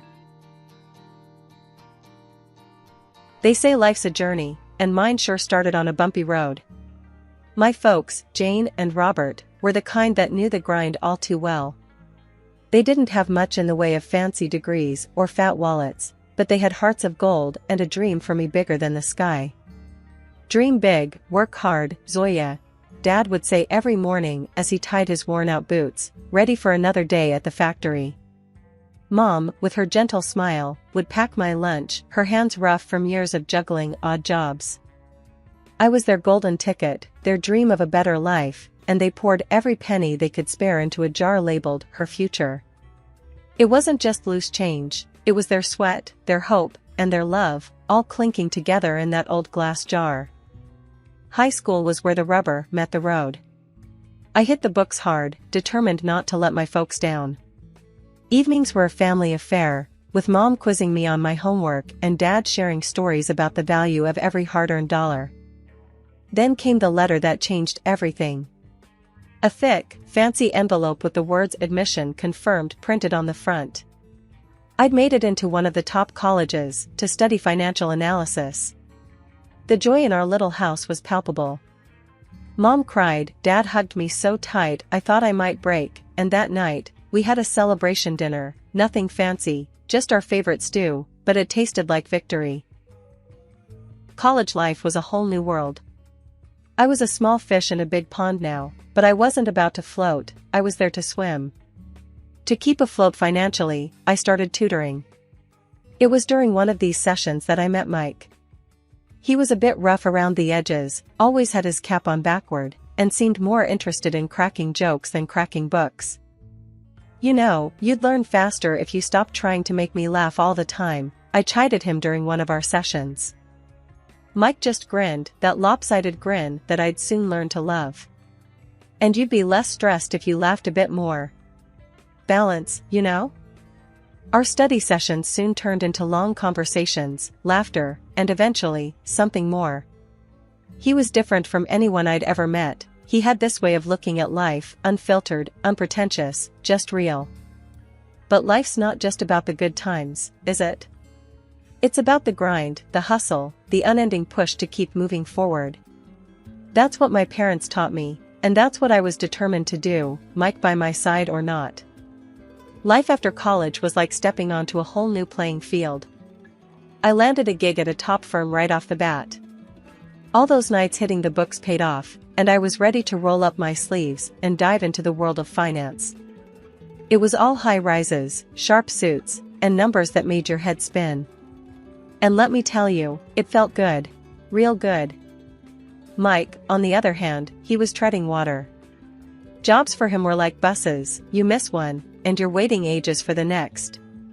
When he finally landed something, it was clear his paycheck wasn't gonna stack up against mine. At first, it hung in the air like a bad smell. Mike would come home, his pride a little bruised, and I'd be there, trying to lighten the mood. Hey, it's not about who brings in what, I'd say, slinging an arm around him as we sat down to some takeout after a long day. We're a team, right? Yeah, a team, he'd mumble, but the crease in his brow told me he wasn't buying it. But as time ticked by, we settled into our rhythm. Our love wasn't about who paid for dinner or who had the fancier job title. It was about those quiet nights in, the laughter that filled our tiny apartment, and the dreams we whispered to each other in the dark. We tied the knot one summer's day. Nothing fancy, just a bunch of our closest friends and family, a local band, and a whole lot of love. It felt like the world was ours, and nothing could touch us. Can you believe it? Mrs. and Mr., Mike said, his arm slung around my shoulder as we watched the sun dip below the horizon, the party winding down around us. I leaned into him, feeling the warmth of the moment wrap around us. Believe it? I've been waiting for it, I teased, and we both laughed, the sound mingling with the soft clinking of glasses and the distant murmur of conversations. Life was good, even if it wasn't always easy. We had our share of bumps, like any couple. Bills piled up, and sometimes the end of the month had us digging deep into the couch cushions looking for spare change. But we made it work. Mike's job, well, it wasn't what he dreamt of, but it paid the bills, and he found joy in the little things. Like the way he'd come home, a grin spread across his face, holding some cheap trinket he found at a thrift store, claiming it was a treasure. Look at this, Zoya. He'd chuckle, holding up a lamp that looked like it had seen better days. "It's got character." I'd roll my eyes, but inside, I loved that about him. He could find the silver lining in a storm cloud.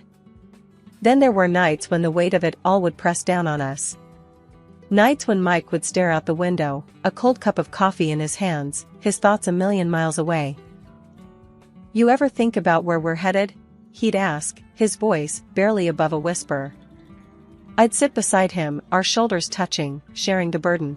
"All the time. But I know wherever it is, we're headed there together." And he'd nod, the ghost of a smile crossing his lips, and that was enough. It had to be. We were just two kids from the block, trying to make a life together. We had love, we had dreams, and we had each other. And back then, that felt like enough. Stability's a funny thing, you know? One minute you're on top of the world, and the next, it's like the rug's been pulled out from under you. That's what happened to us. My fancy job, the one I thought was rock solid, crumbled like a house of cards. The day it all went down, I remember walking into the office like any other Monday. But the air was different, tense, like a storm was about to hit. And boy, did it hit. The boss called us into the conference room, his face ashen, words stumbling over each other. "Bankruptcy," he said. That one word echoed in my ears, a death knell to all our dreams. I came home that night, my mind a whirlwind of panic and disbelief. Mike was there, sprawled on the couch, a game flickering on the TV. He looked up, saw my face, and immediately knew. "What's wrong, babe?" His voice was calm, but his eyes were searching, worried. I just stood there, the words stuck in my throat. "Job's gone. The company's bankrupt." For a moment, there was just silence, the kind that screams louder than any shout. Then Mike was on his feet, his hands on my shoulders. "Hey, Zoya, look at me. We'll figure this out, okay? You're the smartest person I know. If anyone can bounce back, it's you." But the days turned into weeks, and the weeks into months. Rejection after rejection piled up, each one a reminder of the failure that seemed to cling to my name. The industry was cruel, unforgiving. "We respect your credentials, but..." That but cut deeper each time. Mike did what he could, his paycheck barely enough to keep us afloat. But I saw the strain in his eyes, the way his smile didn't quite reach them anymore. One evening, I found him at the kitchen table, bills spread out like a bad hand of cards. He didn't hear me come in, just kept muttering to himself, numbers and curses tangled up. "Mike?" He looked up, his face drawn, tired. "How did we get here, huh? Used to be we worried about what takeout to get, now it's about which bill can wait till next month." I sat down, took his hand. "We knew life wasn't gonna be a straight road, right? We've hit a bump, a big one, but we'll get over it. Together." Mike shook his head, a bitter laugh escaping him. "Together? Look at us. You're jobless, and I'm barely scraping by. This isn't what we signed up for." His words stung, a slap of reality I wasn't ready for. "So what, you're saying I'm not trying? You think I like being stuck here, useless?" "No, that's not what I mean." He ran a hand through his hair, frustration etched in every line of his face. "It's just hard, you know? Feels like no matter how hard I paddle, we're sinking." I wanted to say something, anything, to fix it, to make the hurt in his eyes go away. But the words wouldn't come. Instead, we sat there, together yet miles apart, the weight of our crumbling world pressing down on us. Betrayal, they say, cuts deeper than a knife. It's a wound that festers, a poison that spreads until everything you once held dear is tainted. That's what it felt like when Mike turned on me. It started with snide remarks, little jabs here and there. At first, I tried to brush it off, chalk it up to stress, to the pressure we were both under. But as the days dragged on, those jabs turned into full-blown attacks. Another day, another stack of rejection letters, huh? Mike's voice was harsh, nothing like the warm tones I fell in love with. I looked up from the pile of envelopes on the table, my heart sinking. I'm trying, Mike. You know I am. He snorted, a cold, mocking sound. Trying? What good is trying if it gets us nowhere? You know how much I'm stretching every dollar to keep us afloat here? I felt the sting of his words, the unfairness of it all burning in my chest. You think I don't know that? You think I like sitting here, feeling like a burden? A burden? Well, if the shoe fits. His words were a slap in the face, a confirmation of my worst fears. I stood up, my hands shaking. I can't believe this. After all we've been through, this is how you talk to me? Mike's face was hard, unyielding. Face it, we're sinking and you're just dead weight. I'm done carrying you. That night was the longest of my life. I lay in bed, staring at the ceiling, the echoes of Mike's words haunting the silence. I thought about everything we had been through, all the dreams we had shared. And I realized that the man lying next to me, the man I had built my life with, was a stranger to me now. The final blow came a few days later. I came home to find Mike in the living room, but he wasn't alone. The woman with him was young, too young, with a smirk that made my blood boil. Oh, look who decided to grace us with her presence, Mike sneered as I stood frozen in the doorway. The woman giggled, a high, grating sound. Is this the famous wife? The one who can't hold down a job? I felt the room spin, my heart pounding in my ears. Mike, what is this? Mike stood up, his eyes cold. This is me moving on. I'm done with you, with this sham of a marriage. He threw a stack of papers at me, the word divorce glaring up at me in bold letters. Consider this your eviction notice too. I want you out. I looked from the papers to Mike, to the woman still smirking on the couch. I was numb, the pain too deep, too raw to comprehend. Without a word, I grabbed my coat and my bag, the life I had known slipping through my fingers like sand. Life has a funny way of kicking you when you're down, but it's also got a knack for throwing you a lifeline just when you're about to sink. That's what happened to me the day I wandered into Linda's salon, a place I used to frequent back in my better days. My mind was a mess, my heart in pieces. I must have looked a sight, sitting there on one of those plush chairs, staring blankly at the mirror, seeing a stranger looking back. Linda, with her keen eyes and kind heart, must have seen the storm brewing inside me. She approached, her step soft, her voice gentle.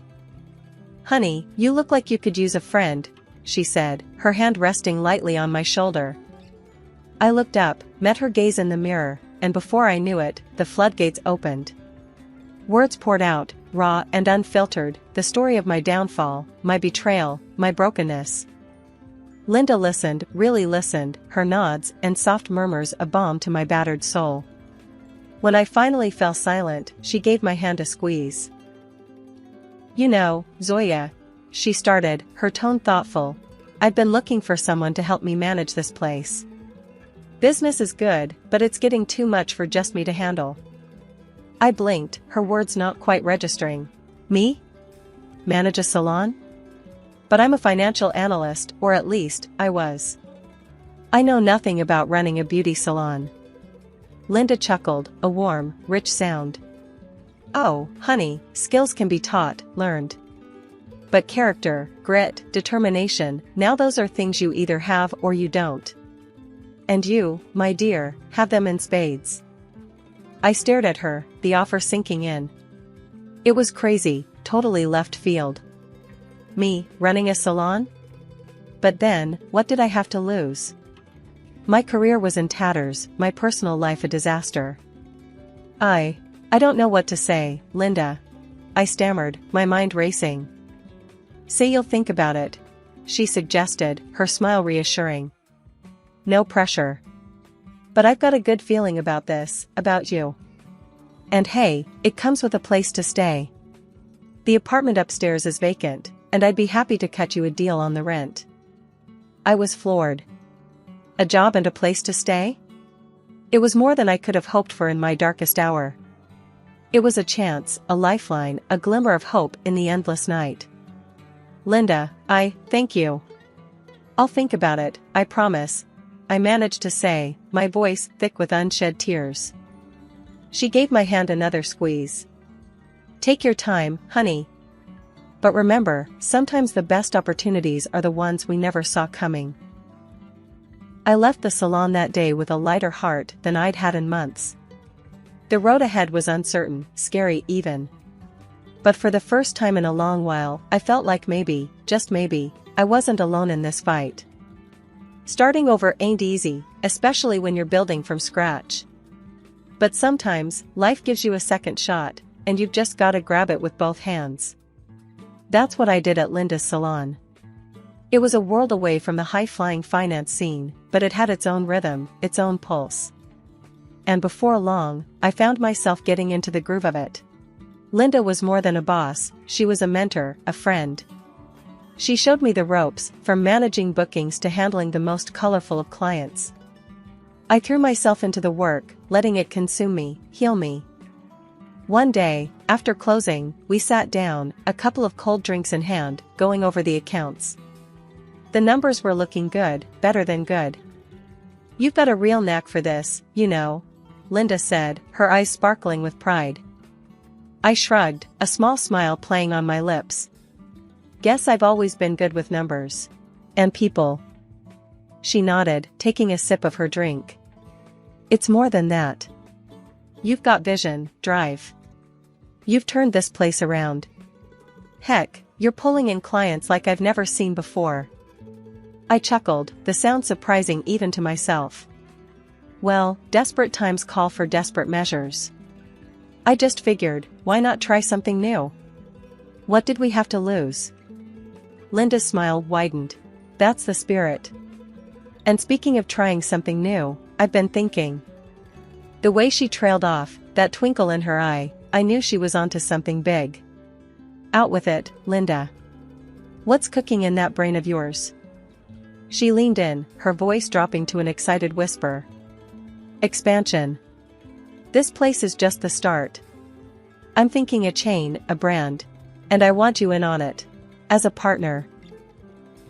The words hit me like a bolt of lightning. A partner. Me. After everything that had crumbled, here was a chance to build something new, something mine. Linda, are you sure? That's a huge step. She nodded, her gaze steady. I've never been sure of anything. You're not just rebuilding your life, you're helping me build my dream. We're a team, and together, we're unstoppable. I took a deep breath, letting the weight of her words sink in. This was it, a new chapter, a new beginning. From the ashes of my old life, here I was, rising, stronger, fiercer. All right, Linda. Let's do it. Let's build something amazing together. And we did. We worked hard, turning one salon into a chain of salons. Each new opening was a victory, a testament to our grit, our partnership. We were more than just a business, we were a force, a brand that stood for resilience, for beauty, for empowerment. Looking back, I couldn't believe how far I'd come. From the depths of despair to the heights of success. It wasn't just about the salons, the money, the recognition. It was about finding myself, my strength, my worth. The warm, inviting atmosphere of the salon buzzed with energy, a stark contrast to the cold, unforgiving streets outside. I was there, in my element, wrapping up Mrs. Jenkins' hairdo, her laughter mingling with the soft tunes playing in the background. The salon, my pride and joy, was more than just a business, it was a sanctuary, a testament to my journey. Mrs. Jenkins, with her sharp wit and warm heart, was in the middle of one of her famous anecdotes when the door burst open, sending a draft through the room. The chatter dipped into silence as Mike, my past mistake, walked in, swagger in his step, that same arrogant girl from years ago, clinging to his arm. His laughter, loud and mocking, sliced through the calm. What's this? Zoya? The high-flying financial whiz turned scissor-happy hairdresser? The girl with him, all smug smiles and judgmental glances, chimed in, her voice dripping with disdain. Really hit rock bottom, haven't you? From boardroom to this, quaint little salon. The air felt heavy, charged with unspoken words and suppressed emotions. I felt Mrs. Jenkins' grip tighten around my hand, her presence a silent pillar of strength. Without missing a beat, Mrs. Jenkins rose from her chair, her stature small, but her presence enormous. "You listen here, you ignorant fool. This woman, this hair snipper as you call her, she owns this place. Not just this one, but a whole chain of them. She's been in the papers, recognized as one of the most successful entrepreneurs around." Mike's smirk wavered, his companion's laughter faltering into an awkward silence. Mrs. Jenkins leaned in, her voice a fierce whisper that filled the room. "And you, I've seen you, parading around town, always a drink in hand, always on the brink of another shambles. It's you who's the embarrassment, not her. You're the one tossed from job to job like a rag doll." The salon was still, the air thick with tension. Mike, once towering with arrogance, now seemed smaller, his bravado fading under the weight of truth. He tried to interject, a weak "Now, listen here," barely leaving his lips, before I cut him off. "Mike, your time here is done. You chose to walk out of my life, and that's where you'll stay. Out. You're not welcome here, not in my business, not in my life." His eyes met mine, a flurry of emotions passing through them, anger, shame, maybe a hint of regret. But it was too late. I had moved on, built a new life from the ashes of his betrayal. The girl with him, her confidence now a crumbled facade, tugged at his arm. "Let's go, Mike. This is pointless." They turned to leave, their exit as dramatic as their entrance, the door closing with a soft click behind them. The salon erupted into applause, a chorus of support and solidarity, Mrs. Jenkins leading the charge. She turned to me, her eyes softening. "You, my dear, are the epitome of grace and strength. Don't you ever forget that." The room slowly returned to its rhythm, the incident fading into just another story to tell. I looked around, my heart swelling with pride. These walls, these people, were a part of my story, a narrative of resilience, of rebirth. After the door closed on that chapter of my life, the salon, my sanctuary, felt even more like a haven. Linda, ever the pillar of strength and wisdom, sidled up to me as I was tidying up for the day. Her smile was as warm as the sunshine peeking through the windows. "You did good today, real good," she said, her eyes twinkling with a mix of pride and mischief. I chuckled, shaking my head. "Good? I feel like I just went 10 rounds in the ring." "Ah, but you came out on top. That's what counts," she insisted, giving me a gentle nudge. "And speaking of coming out on top, I've been thinking." That tone, that look in her eye, I knew it well. It meant Linda had another one of her grand ideas, the kind that had turned this salon from a dream into an empire. I leaned on the counter, my curiosity piqued. "Out with it then. What's brewing in that brilliant mind of yours?" She leaned in, her voice low and conspiratorial. "Expansion is great, we've nailed that. But what about branching out even more? I'm talking product lines, training academies, maybe even a reality show. Sky's the limit." The idea was bold, daunting, and utterly thrilling. The thought of turning our brand into something even bigger, touching more lives, igniting more dreams, it set my heart racing. "Linda, that's huge," I stammered, the magnitude of her vision dawning on me. "You really think we can pull it off?" She scoffed, playfully swatting my arm. "Think? Zoya, I know we can. Haven't we proved that already? We're a dynamite team. With your brains and my charm, we're unstoppable." Her confidence was infectious. I felt it, that familiar flare of excitement, the spark that had ignited my journey from the ashes of my past life. "All right, Linda. Let's do it. Let's shake things up and see where we land." Her grin was all the answer I needed. We were in this together, ready to take on the world, one dream at a time. As the salon emptied and the lights dimmed, I took a moment to reflect. Life had thrown curveballs, heartache, and challenges my way. But it had also brought me friendships, triumphs, and a future bright with possibilities. I locked the door, the click echoing in the quiet street. The night was still, the stars overhead a silent chorus of witnesses to my resolve. Tomorrow was a new day, a new chapter. And I was ready for it, ready for the challenges, the adventures, the highs and lows. Ready to build, to dream, to soar.